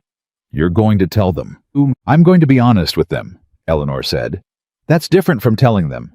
They can handle the truth, Nathaniel. What they couldn't handle was being forgotten. That's not the same thing." He was quiet for a long moment. "How are you this calm?" he said. Eleanor looked at him over her shoulder. "I survived 11 years of a St. Louis boarding house on thin margins with a dishonest employer and 30 strangers who needed feeding regardless of circumstance. This is hard, but it isn't new. The only new part is that I care what happens." That landed in the room in a way neither of them addressed directly. Nathaniel put his hat on. "I'm going to the north fence. I want to see it myself before dark." "Take someone with you," Eleanor said. He paused. "Then, I will." He left. Dinner that night was quiet in the way that told Eleanor the men understood something had changed without having been told what. Cowboys learn to read the air of a situation the way they read weather, by small signs, by the particular quality of a silence, by what was present and what wasn't. What wasn't present tonight was flour. Was the full pot she usually had going alongside the soup? Was the second kind of bread? What was present was the soup hot, well seasoned, made with the same care as every other meal she had put on these tables, and cornbread and coffee, and Eleanor herself standing near the stove with her hands at her sides and her face composed. Cal from Texas was the first one to say anything. "Soup smells good," he said, sitting down. "Thank you," Eleanor said. "Supply wagon have trouble." The table went quiet enough that she could hear the fire. "The supply wagon is in town," she said. "There's a situation with the account that we are resolving. A rider went to Harmon this evening for an emergency order. It will be here by tomorrow afternoon." Nobody spoke for a moment. Then, Emmett Cal's youngest brother said, "Is this Grayson?" Eleanor looked at him. "Why do you ask that?" "Because it's the kind of thing he'd do," Emmett said. "He can't move us off the land, so he goes after the food." The table was very quiet. Samuel Hayes at the near end set down his spoon. "Son of a bitch," he said quietly, and there was a particular tiredness in it. The tiredness of a man who had been watching dishonest men operate for 60 years and had not yet gotten used to it. Jimmy Fossey, on the right end of the table where the noise hit him, better leaned forward and said in his slightly too loud voice, "We staying?" Every head turned toward Eleanor. She looked back at them. 40 men. 40 faces. Some of them young enough that she had watched them grow more upright in the past 6 weeks, just from being fed and spoken to like people. Some of them old enough to have seen ranches fail to know what that looked like from the inside, to have their own private assessment of whether this was the beginning of the end or a problem that could be solved. All of them were looking at her. "We're staying," she said. Nobody cheered. But something went around that table that was better than cheering the particular easing of 40 people who have been bracing for one answer and received another. Billy Crane let out a breath that was almost a laugh. Cal picked up his spoon. Clint Farrow at the far end looked at Eleanor across the length of the table for a long moment. Then he nodded once, slowly, the nod of a man confirming something he had already decided. Nathaniel came in after the men had eaten mud on his boots again, and she could see from across the room that something had happened at the north fence. "3 of Grayson's cattle on our side of the line," he said, sitting down heavily. "Recent couldn't have been more than a few hours, and boot prints near the fence line. At least 4 men on foot." "They were testing the watch," Eleanor said. "That's what Clint thinks. Seeing if the supply distraction worked and the north fence was light." "Was it?" "Clint was there personally with 2 other men. They turned back when they saw the watch." Nathaniel looked at his hands. "Tomorrow I'm sending the second wire to Whitfield's son. Every action Grayson takes from this point forward is evidence, but only if someone's writing it down." "Yes," Eleanor said. He was quiet. The fire was low. "When my father built this ranch," Nathaniel said slowly, "he used to say the land wasn't what mattered. He said any land was just land until someone decided to make something of it." He looked at her. "I thought he meant the cattle, the operation, the numbers." "He didn't mean the cattle," Eleanor said. "No." Nathaniel shook his head. "He meant this. What you've been doing since the first day. I lost track of that after Martha died. I thought if I kept the numbers right and the fences up, I was keeping the ranch. But I was only keeping the parts of it that could be measured." "You didn't lose track," she said. "You just needed someone to remind you where you'd put it." He was still looking at her when the knock came at the door. Not a knock she recognized. Formal. Deliberate. Nathaniel went to the door. The man standing on the other side was well dressed for the hour with a leather satchel under his arm, and the composed expression of a man delivering a message he has been paid to deliver, regardless of how it is received. "Mr. Carter, I'm an associate of attorney Harold Beecham, representing Mr. Walter Grayson." He opened the satchel. "I've been asked to serve you with this." He held out a document. Nathaniel took it. Eleanor came to stand beside him and read it over his arm. It was a formal filing with the territorial court. An emergency injunction requesting the court to freeze all land transactions and operational decisions related to Blackwood Ranch, pending resolution of the boundary dispute. And at the bottom, in the flat language that lawyers use when they want to say something devastating without seeming to, was a claim Eleanor had not seen coming. The claim stated that the original Blackwood deed filed in 1871 had been registered under fraudulent circumstances. That Robert Carter, Nathaniel's father, had misrepresented the boundaries of the original land purchase to the Territorial Land Office. That Blackwood Ranch had been built from its very beginning on stolen ground. Nathaniel's hands on the document were very still. Eleanor read it twice. Then she looked at the lawyer's associate. "When was this filed?" she said. "This afternoon, ma'am. The court accepted it at 4 o'clock. "And when is the hearing?" 3 weeks from Thursday." "Thank you," Eleanor said. "Good night." She closed the door. Nathaniel was still holding the document. He had gone very still in the particular way of a man absorbing something that has hit him somewhere he didn't know was vulnerable. "My father," he said. His voice was careful, controlled. "They're saying my father was a fraud." "They're saying it," Eleanor said. "That doesn't make it true. He's been dead for 7 years. He can't—" Nathaniel stopped, set the document on the table, stepped back from it like he needed the distance. "He spent his whole life building this ranch. He was the most honest man I ever knew." "I believe you," Eleanor said. "Then why?" "Because Grayson is running out of moves," Eleanor said. Her voice was steady, and it was steady on purpose because Nathaniel's needed her to be. "The forged survey is falling apart. The witnesses are talking. The fraudulent supply letter is evidence against him. He has tried to cheat you out of this land through falsified documents, and it is not working, so he has done the only thing left available to him." She looked at him directly. "He attacked your father instead." Nathaniel stared at her. "It's a distraction," she said. "A big one designed to hurt you personally and make you defend your father's reputation instead of focusing on what we've already built. If it works, we spend the next 3 weeks reacting to a lie instead of pressing forward with the truth we have." Nathaniel picked up the document. He read it again slowly, and she watched him work through it, watched the grief for his father and the anger at what Grayson had done, and the particular cold clarity of a man deciding what kind of person he intended to be, move through his face in order. He set it down. "We send everything we have to Whitfield's Sun tomorrow morning," he said. "First thing, including this. And I need to find out if there are any records from my father's original land purchase. Any correspondence, any surveys, any witnesses still living." "Samuel might know," Eleanor said. There was something buried in that third paragraph of the legal claim. She had seen it while Nathaniel was reading the document, a small phrase she had filed away, even as the larger shock of the accusation was filling the room. A reference to a survey record from 1869, 2 years before the deed was filed. "Nathaniel," she said, "go get some sleep. I have something I need to do first." He looked at her. "It's past 10 o'clock. "I know." She got her coat.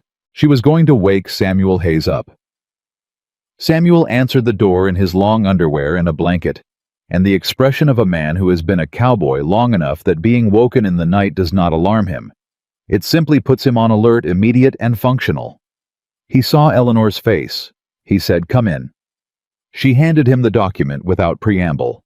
He read it by lamplight sitting on the edge of his bunk, and she watched the moment it landed. He didn't go still the way Nathaniel had. He went the opposite, his jaw working, his hands tightening on the edges of the paper. "They're calling Robert Carter a fraud," he said. "Yes. And there's a reference in the claim to a survey from 1869, 2 years before the deed was filed. Eleanor looked at him directly. Samuel, do you know anything about a survey of this land in 1869? Samuel was quiet for 30 full seconds. There was a man, he said slowly. Came through in late 68, maybe early 69. Said he was doing a regional survey for the territorial government, mapping land parcels across the whole county. He paused.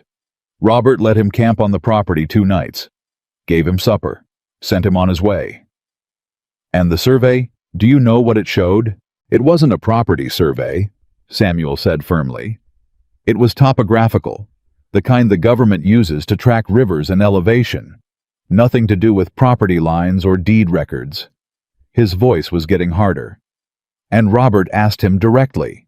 He wanted to know if it would affect his land purchase, which he was negotiating at the time. The man said no. Samuel paused, and Robert wrote it down. He wrote everything down, kept a journal from the day he arrived in Montana Territory until the week he died. Eleanor's breath stopped for 1 second. Where is that journal? Samuel stared at her. Then he stood up, blanket and all, and went to the old trunk at the foot of his bunk. He moved things inside it. Then he said very quietly, I'll be damned. He was holding a leather journal. Old, the cover worn soft, the binding cracked but intact. Robert gave it to me, he said. Year before he died. Said he wanted someone who'd been there to have it, in case it ever mattered. He looked at it the way you look at something you haven't thought about in a long time and are feeling the full weight of freshly. I put it in this trunk and forgot about it. 7 years. Eleanor thought of the sourdough starter in the back of the pantry. Half forgotten, still alive. She thought of how often the things that save you are the things someone set aside and didn't throw away. May I? She said. Samuel handed it to her. She opened it carefully. The handwriting inside was small and precise. The handwriting of a man who took his records seriously. Dates in the margins. Brief factual entries about the ranch. And there, in an entry dated March of 1869, a Mr. Aldous Crane from the Territorial Surveyor's Office camped 2 nights on the property. I asked whether his survey would interfere with my land purchase from James Hollis, which I have been negotiating since September last. He confirmed it would not, that he was conducting a topographical survey only with no bearing on property ownership or deed records. I have recorded this in case it should ever be relevant. Eleanor read it twice. She looked up at Samuel. Robert's own handwriting, she said. Dated the same month Grayson's lawyers are claiming that survey established prior rights to this land. And there's more, Samuel said. He took the journal gently and turned pages near the back, stopping on an entry he found without having to search long. October 14th, 1871. Filed deed with County Recorder and Territorial Land Office today. Registered against purchase agreement with James Hollis, dated September 9, 1869. Survey conducted and witnessed by County Surveyor Thomas Whitfield. Thomas Whitfield. The same Whitfield whose son was now in Butte with a formal complaint filed with the Territorial Court, and every document from this case on his desk. Neither of them said anything for a moment. Eleanor thought about how a story fits together, how the pieces a man sets aside for safekeeping sometimes wait years to be picked up and carried to exactly the right place. Take it to Nathaniel tonight, Samuel said. He was not asking. Don't wait until morning. Samuel, she looked at him. Whatever happens at that hearing, your testimony, this journal, it matters. You know that. I know it, he said. He sounded tired. Not defeated. Tired the way a man gets when a fight he believed in has been longer than he expected, and he can see the end of it, but hasn't reached it yet. Robert trusted me with this. Now I'm trusting you with it. He paused. Go, Eleanor. Wake Nathan up. She went. Nathaniel was still awake. She knocked. He opened the door and saw her face and the journal in her hands. Come in, he said. She handed him the journal without a word. She pointed to the March 1869 entry. She watched him read it. Nathaniel Carter read his father's handwriting by lamplight standing in the house his father had built, and Eleanor stood beside him and said nothing and let the moment be whatever it needed to be. When he looked up, his eyes were bright in a way that had nothing to do with the lamp. "He wrote it down," Nathaniel said. His voice was not quite steady. "He wrote everything down," Eleanor said. "Samuel told me." Nathaniel looked at the journal. He ran his thumb across the cover carefully, the way you touch something that matters. "He used to say, whenever I cut a corner as a boy, he used to say, 'Nathan, the record is what's left when everything else is gone. Make sure it's honest.'" Eleanor let that sit in the room. After a moment, Nathaniel looked at her. "We send this to Whitfield's son tomorrow morning. First thing." "Yes." Grayson built his whole claim on the assumption that the people who knew the truth were dead or forgotten or not paying attention, Nathaniel said slowly, putting the shape of it together out loud. He was wrong about all three. "Yes," Eleanor said. He set the journal on the table. He looked at it. He looked at her. "My father would have liked you," he said. "I'm certain of it." She went back to the cookhouse. She built the fire up from the coals and sat at the table with her hands flat on the wood and listened to the ranch around her, the horses, the wind, the particular silence of 40 sleeping men who had decided to stay. Outside, the night watch moved along the north fence. Grayson's riders were out there somewhere in the dark, watching and waiting and calculating. They were watching a cook, Eleanor thought. A large woman in a worn apron who had arrived with one travel bag and no particular qualifications beyond 11 years of making something from nothing in a St. Louis kitchen. They were watching her the same way Grayson had looked at the iron pot the first day he came to this cookhouse. Like it was just a pot. Like it couldn't possibly be enough. 3 weeks passed. The way hard weeks do not slowly, not quickly, but with the particular density of time that is filled to its edges with things that matter. Nathaniel sent the journal to Whitfield's son in Butte the morning after Eleanor woke Samuel up, along with a full written account of the supply account interference, the night riders on the north fence, and the falsified assessor's stamp she had found on the back of Grayson's survey copy. 3 days later, Whitfield's son wrote back with 4 words that Nathaniel read aloud at the cookhouse table, with 40 men eating breakfast around him. "We have enough," Nathaniel said. The table went quiet. Then Cal from Texas said, "Enough for what?" "Enough to go to the territorial court and ask them to throw out Grayson's injunction. Enough to press the fraud claim. Enough to put Walter Grayson in front of a judge and make him explain in public how a survey commissioned 14 months ago carries an official stamp dated 16 months ago." Nathaniel set the letter down. "Whitfield's son is filing the counter-complaint this week." Nobody spoke for a moment. Then Emmett said, "What about the claim against your father?" The table went tighter. Nathaniel looked at his hands. Robert Carter's journal directly contradicts the 1869 survey claim. Whitfield's son says that combined with Samuel's testimony and Pete Delaney's written statement, the claim against my father won't survive the first day of the hearing. He paused. "It was always a distraction. It worked for about 12 hours. He looked at Eleanor when he said that last part. She refilled his coffee without acknowledging it because 40 men were watching, and some things were not for an audience. But she felt it. The hearing was set for a Thursday. On the Monday before it, Grayson made his last move. It did not come in the form of lawyers or paperwork or riders on the north fence. It came in the form of a woman well-dressed in her 40s who arrived at the Blackwood Ranch on a rented horse and asked to speak with Eleanor Whitaker specifically. Eleanor came out of the cookhouse, wiping her hands on her apron. The woman's name was Margaret Holt. She introduced herself pleasantly, as if she had come for a social call, and said she was a friend of Walter Grayson's family, and that she had heard the Blackwood situation had become quite complicated, and that Mr. Grayson had asked her to come personally, because he felt a conversation between women might be more productive than all this business with lawyers. Eleanor looked at her. "What kind of conversation?" she said. "A practical one," Margaret Holt said. She had the smooth, rehearsed delivery of someone who had been briefed carefully. "Mr. Grayson is willing to withdraw the injunction and drop the claim regarding Mr. Carter's father entirely, in exchange for a simple boundary adjustment, moving the northern line to reflect the natural shift of Widow Creek over the past decade." "The creek hasn't shifted," Eleanor said. "Eleanor, may I call you Eleanor? These things are always a matter of interpretation." The important thing is that everyone comes away from this situation with their dignity intact." She paused significantly. "You seem like a sensible woman. You've built something real here in a short time. I can see that. Mr. Grayson respects that. He simply wants a resolution that doesn't drag everyone through a very public and very ugly court proceeding where certain things might come to light." Eleanor was very still. "What certain things?" she said. "Nothing specific," Margaret Holt said. "Simply that court proceedings have a way of surfacing details about everyone involved, their backgrounds, their histories."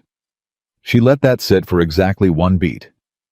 "I understand you come from St. Louis, Eleanor. Boarding house work. That's honest labor, of course. But a territorial court is a public institution, and the newspapers do so love a story about a woman of your circumstances who has found herself in a position of some influence on a significant ranch. They can be unkind."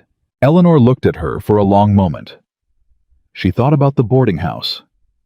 About 11 years of work that nobody had ever called anything but ordinary. About the specific way people used the word circumstances when they meant something else entirely. She thought about Grayson in the cookhouse doorway calling her a cook. She thought about the cattle buyer on the stage. She thought about every person who had looked at her and seen only what they expected to see and had been wrong. "Miss Holt," Eleanor said. "Yes, I want you to go back to Walter Grayson and tell him something from me. Tell him that I have read every document in this case. Tell him that I found the date discrepancy on the assessor's stamp. Tell him that Robert Carter's journal is currently in the hands of a lawyer in Butte who has filed a formal fraud complaint with the territorial court." She paused. "And tell him that if he sends another woman to my kitchen to threaten me with newspapers, I will attend that hearing myself, and I will sit in the front row, and every time his lawyer says something that isn't true, I will write it down." Margaret Holt's composed expression did something complicated. "That's your answer," she said. "That's my answer," Eleanor said. "Good day." She went back inside. She stood at the stove with her back to the door and her hands braced on the work counter, and she took 3 slow, full breaths. She was not unaffected. She wanted to be clear with herself about that. The visit had landed. The word circumstances had landed. The implication about newspapers and her background, and the specific kind of meanness that used a woman's life against her, all of it had landed, and some part of Eleanor, that was not the capable, steady part, wanted to sit down and feel how much it hurt. She did not sit down. She started the afternoon bread. Clint Farrow appeared in the doorway 20 minutes later. "I saw the woman leave," he said. "Who was she?" "Someone Grayson sent to offer a settlement." Clint came in and leaned against the doorframe with his arms crossed. "What kind of settlement?" "He drops the injunction and the claim against Nathaniel's father. We give him a boundary adjustment on the North Line." Clint was quiet for a moment. "That's essentially everything he wanted from the start." "Yes." "And you said—" Eleanor punched down the bread dough. "I said no." Another silence. "Eleanor," Clint said, and his voice had something in it she didn't hear from him. Often a careful softness, the kind men use when they're asking something they're not sure they have the right to ask. "Is there something she said to you that I mean? You doing all right?" Eleanor looked at him. He met her gaze steadily without flinching, which was the thing she had come to respect most about Clint Farrow over the past weeks. He was a hard man who had gotten hard from experience, but he was not dishonest. When he looked at you, he looked at you. "She implied the newspapers might find my background interesting," Eleanor said. "The boarding house, my circumstances." Clint's expression did not change. He said, "Anyone here ever told you that mattered?" Eleanor turned back to the dough. "No." "That's because it doesn't," he said. "Not to any man on this ranch." He paused. "And if it matters to Grayson's newspapers, then Grayson's newspapers can go to hell." Eleanor allowed herself a small, quiet smile at the bread dough. "Thank you, Clint," she said. He left. She told Nathaniel about the visit that evening after dinner, when the cookhouse had emptied, and the fire was low, and it was the two of them, and the iron pot, and the familiar quiet she had come to think of as the truest part of the day. Nathaniel listened without interrupting. When she finished, His face had gone very flat in the way it went when he was controlling something strong. "I'll call Whitfield's son in the morning," he said. "This counts as witness intimidation. I want it documented." "I already wrote it down," Eleanor said. She slid a piece of paper across the table, the account she had written up while the bread was rising, date and time, and exact words, because exact words were what held up and paraphrase was what lawyers picked apart. Nathaniel looked at the paper. He looked at her. "You wrote it down immediately," he said. "My employer in St. Louis liked to deny conversations had taken place," Eleanor said. "I learned early." Nathaniel picked up the paper. He held it for a moment with both hands. "Eleanor," he said, "what she said to you about your background, your circumstances." "It doesn't matter," Eleanor said. "It matters to me," he said. She looked at him. His expression was entirely unguarded, the way it was when it was just the two of them, and the day was done, and he had stopped performing, and was simply a man sitting across from a woman he trusted. "I know who you are," he said. "What you built in St. Louis. What you walked into here. What you've done in 8 weeks." He set the paper down flat on the table. "There is no version of your life that is something to be ashamed of.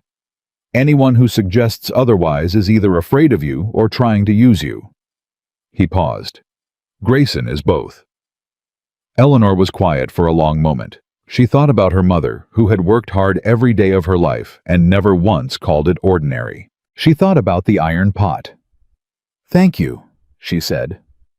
She meant it without qualification, which was not a thing she said often. Nathaniel nodded once. Then he said, "The hearing is Thursday. Whitfield's son arrives in town Wednesday afternoon. He wants to meet with us Wednesday evening, you and me both." "I'll be there," Eleanor said. He said. Nathaniel paused, and something moved across his face that was almost amusement, almost pride, almost something she did not have a word for. He said that whoever found the date discrepancy on that assessor's stamp saved the case. He wanted me to pass that along.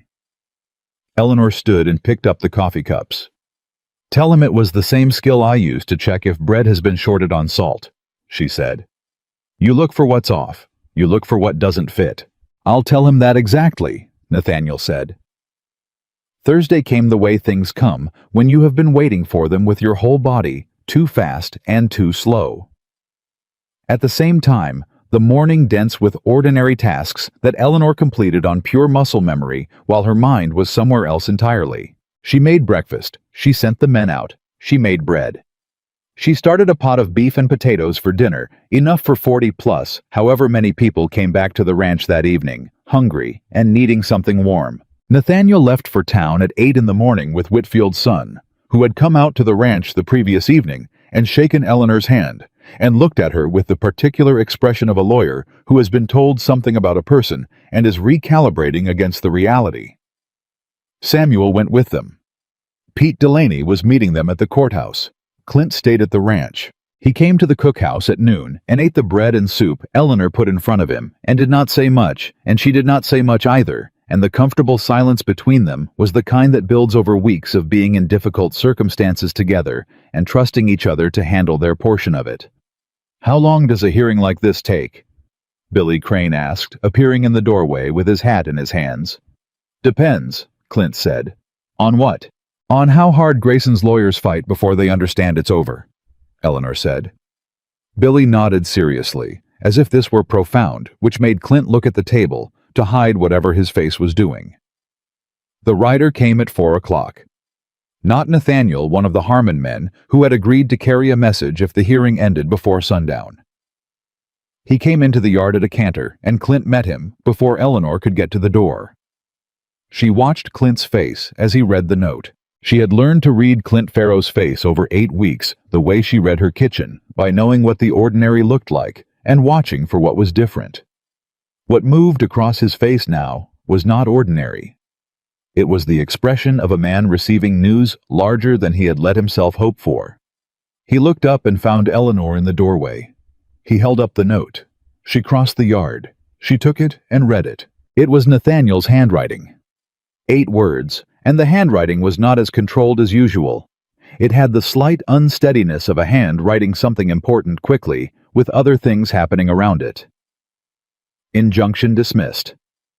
Fraud charges filed against Grayson. Coming home. Eleanor read it twice. She looked up at Clint. He was watching her face the way she had been watching his. "Well," Billy Crane said from somewhere behind her, because Billy Crane could never quite help himself. Eleanor folded the note carefully. She put it in her apron pocket. "Someone needs to add wood to the fire," she said. "We're going to need a bigger dinner tonight." Billy Crane added the wood. Then he added more, because Billy Crane, when given a task with emotional weight behind it, always did more than was asked. The fire in the stove went from low to roaring within 10 minutes, and the cookhouse filled with heat, and Eleanor stood at the iron pot and built the dinner up from what she had. Going more beef, more potatoes, the last of the dried herbs, the good salt she saved for occasions, and did not let herself feel anything large until she had something worth feeling large about in front of her. The note said coming home. Not coming back. Coming home. She noticed that. She kept noticing it while she stirred the pot and cut the second batch of cornbread and told Billy, who was hovering in her peripheral vision like a lanky, anxious shadow, to go set the extra places at the table because they would need them. "How many extra?" Billy said. "However many you think," Eleanor said. "Use your judgment." Billy went very still for exactly 1 second, the way he did when she gave him something that required his own assessment rather than her instruction, and then he went to set the tables with the concentrated seriousness of a 17-year-old who had been trusted with something and knew it. Clint leaned against the doorframe and watched him do it. "You did that on purpose," he said to Eleanor. "Did what?" "Told him to use his judgment." "He has good judgment," Eleanor said. "He just hasn't been asked to use it enough." Clint looked at Billy carefully, arranging the folded flour sack napkins. Something moved across his face. "You've been doing that the whole time, haven't you? With all of us?" Eleanor did not answer that directly. "Is the north fence watch still up?" "Yeah. Keep it up until Nathaniel gets back and tells us otherwise." She turned the heat down under the pot.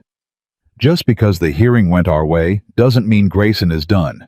Desperate men make their worst decisions after they lose, not before." Clint pushed off the doorframe. "I'll check it myself." "Thank you, Clint." He stopped, turned back. He had the expression of a man who has something to say and has been deciding for a while whether to say it. "For what it's worth," he said. "What that woman said to you on Monday, about your background." He paused.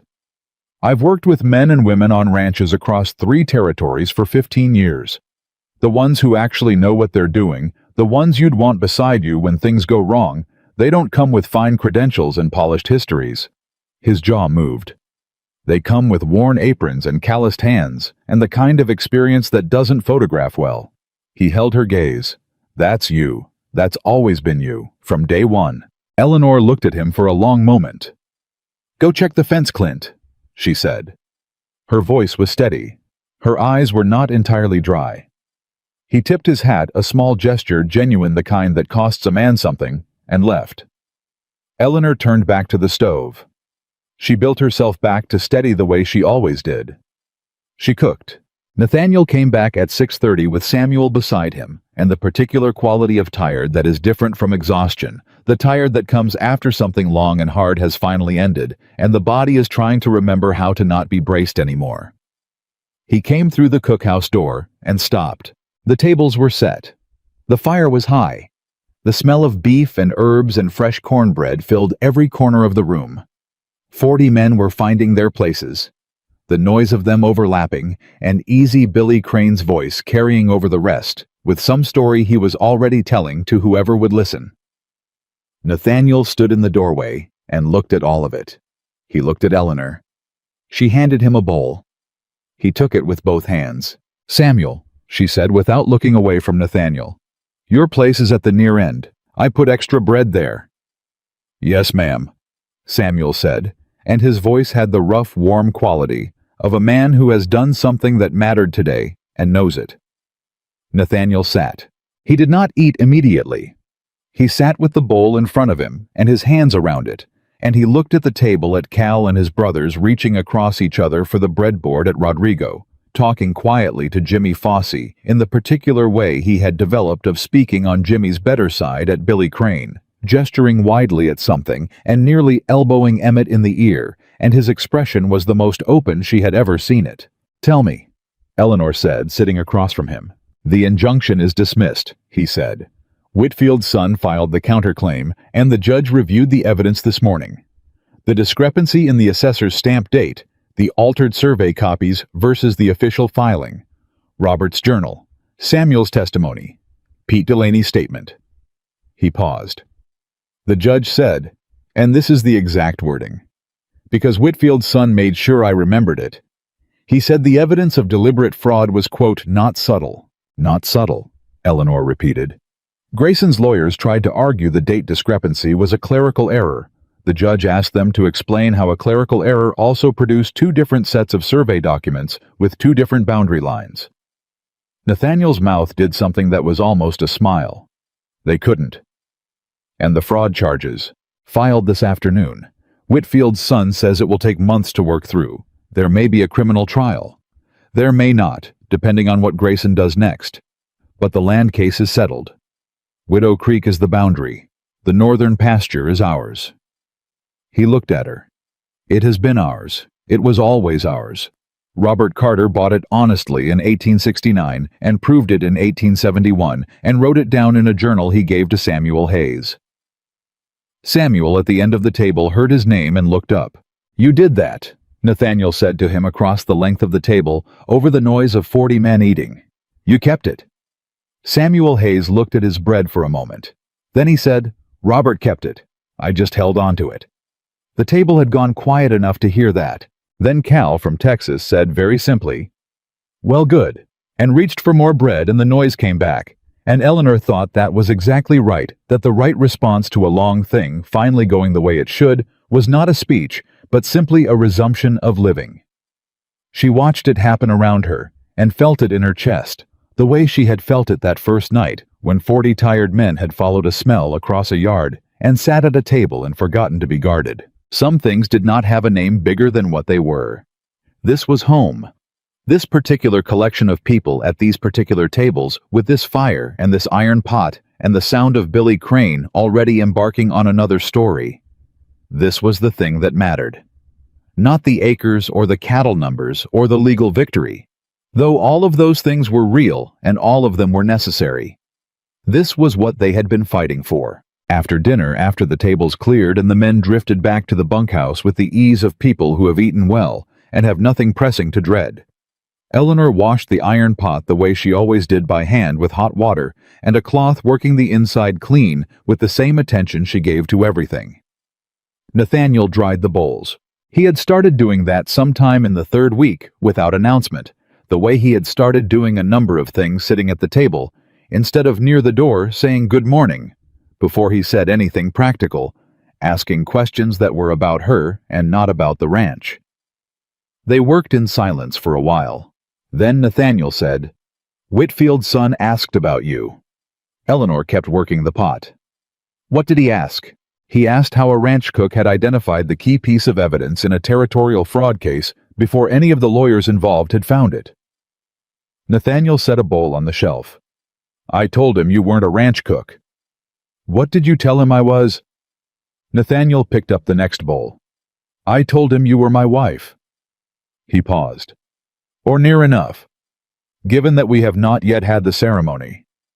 Eleanor looked at him. He was looking at the bowl in his hands, which meant he was aware of what he had just said, and was giving her the space to respond to it without the pressure of his eyes.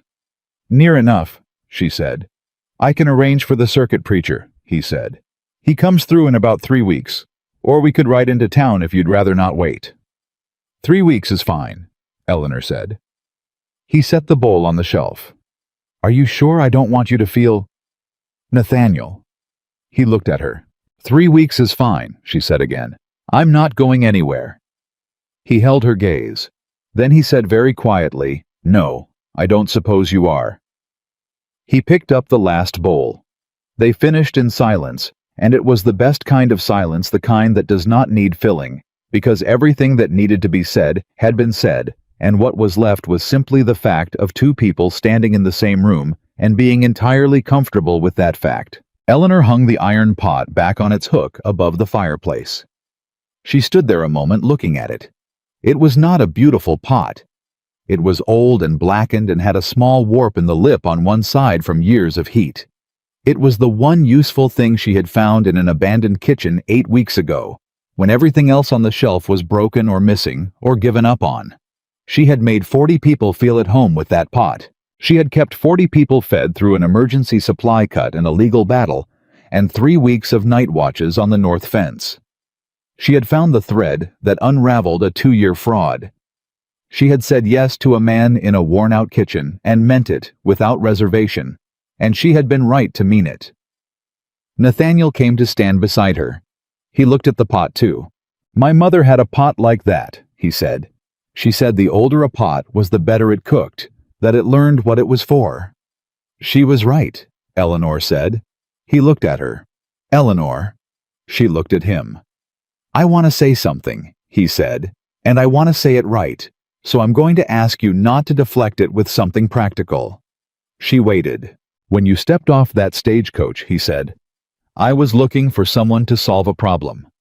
I had the ranch, and I had the debts, and I had 40 men who needed feeding, and I had a legal fight I was losing, and I had been alone for 3 years, and I had stopped noticing that I was alone, which is its own kind of problem." He paused. "I looked at you, and I did what everyone else did. I saw what I expected to see. I made a judgment before I knew anything." He held her gaze. "I want you to know that I know that. And I want you to know that I have been wrong about many things in my life. But that was the wrongest I have ever been about a person." Eleanor was quiet for a moment. The fire in the stove was going to coals. The cookhouse was warm and smelled like the evening's dinner and the faint smoke of a good wood fire. "You hired me anyway," she said. "I did. And I showed up anyway." "You did." "Then we were both brave enough," she said. "Or foolish enough. I told you on the stage I hadn't decided which." "Have you decided?" She looked at the iron pot. She thought about the 4-sentence letter, about the boarding house, about her mother's hands and her own, and what they had built between them with nothing more than work and honesty and the refusal to believe that small meant insignificant. She thought about 40 men who had eaten well for 8 weeks and had stopped planning to leave. She thought about Samuel Hayes and a journal in a trunk, and the particular grace of a man who had held something important for 7 years without knowing exactly why, only knowing that it was not his to throw away. She thought about Nathaniel Carter standing beside her in a cookhouse that smelled like home. "Brave enough," she said. He reached out and took her hand. Not dramatically, not with a speech attached. He simply reached out and took her hand the way you take hold of something you intend to keep, and they stood there together in front of the iron pot and the dying fire, and outside the bunkhouse was warm and full, and the north fence held, and the territorial court had a fraud case on its docket with Walter Grayson's name on it, and in 3 weeks the circuit preacher was coming through. It was enough. It was, Eleanor thought, considerably more than enough. She had arrived at Blackwood Ranch with 1 travel bag and 1 clean apron, and no particular certainty about what she was walking into. And she had found not what she had been promised in a 4-sentence letter, not what a man had advertised for in a newspaper, but something she had not thought to look for, because she had spent so long being told she was not the kind of woman things like this happened to. She had found a place that needed her the way a fire needs air. She had found 40 people worth feeding. She had found a man worth standing beside. And she had proven in the space of 8 weeks, with nothing more than 1 iron pot and 2 worn hands, and a lifetime of knowing how to make something from what was left. She had proven that the women nobody sees coming are always the ones who change everything. Blackwood Ranch did not fall. It did not shrink or settle or compromise. It grew not because of fences or cattle counts or a courtroom victory, though all of those things were real, but because one woman stepped off a stagecoach in a worn brown dress and decided that this broken-down kitchen and these forgotten men, and this stubborn, guarded, lonely rancher were worth every ounce of what she had. And she was right. She had always been right. That was the thing about Eleanor Whitaker that the world kept failing to account for. Not her size, not her history, not her worn apron, or her calloused hands, or the boarding house she had come from, but the absolute, unwavering bedrock certainty of a woman who knew her own worth and had simply been waiting for a place large enough to hold it. She had found that place. And Blackwood Ranch, for the first time in 3 long years, was entirely, completely, and irrevocably home.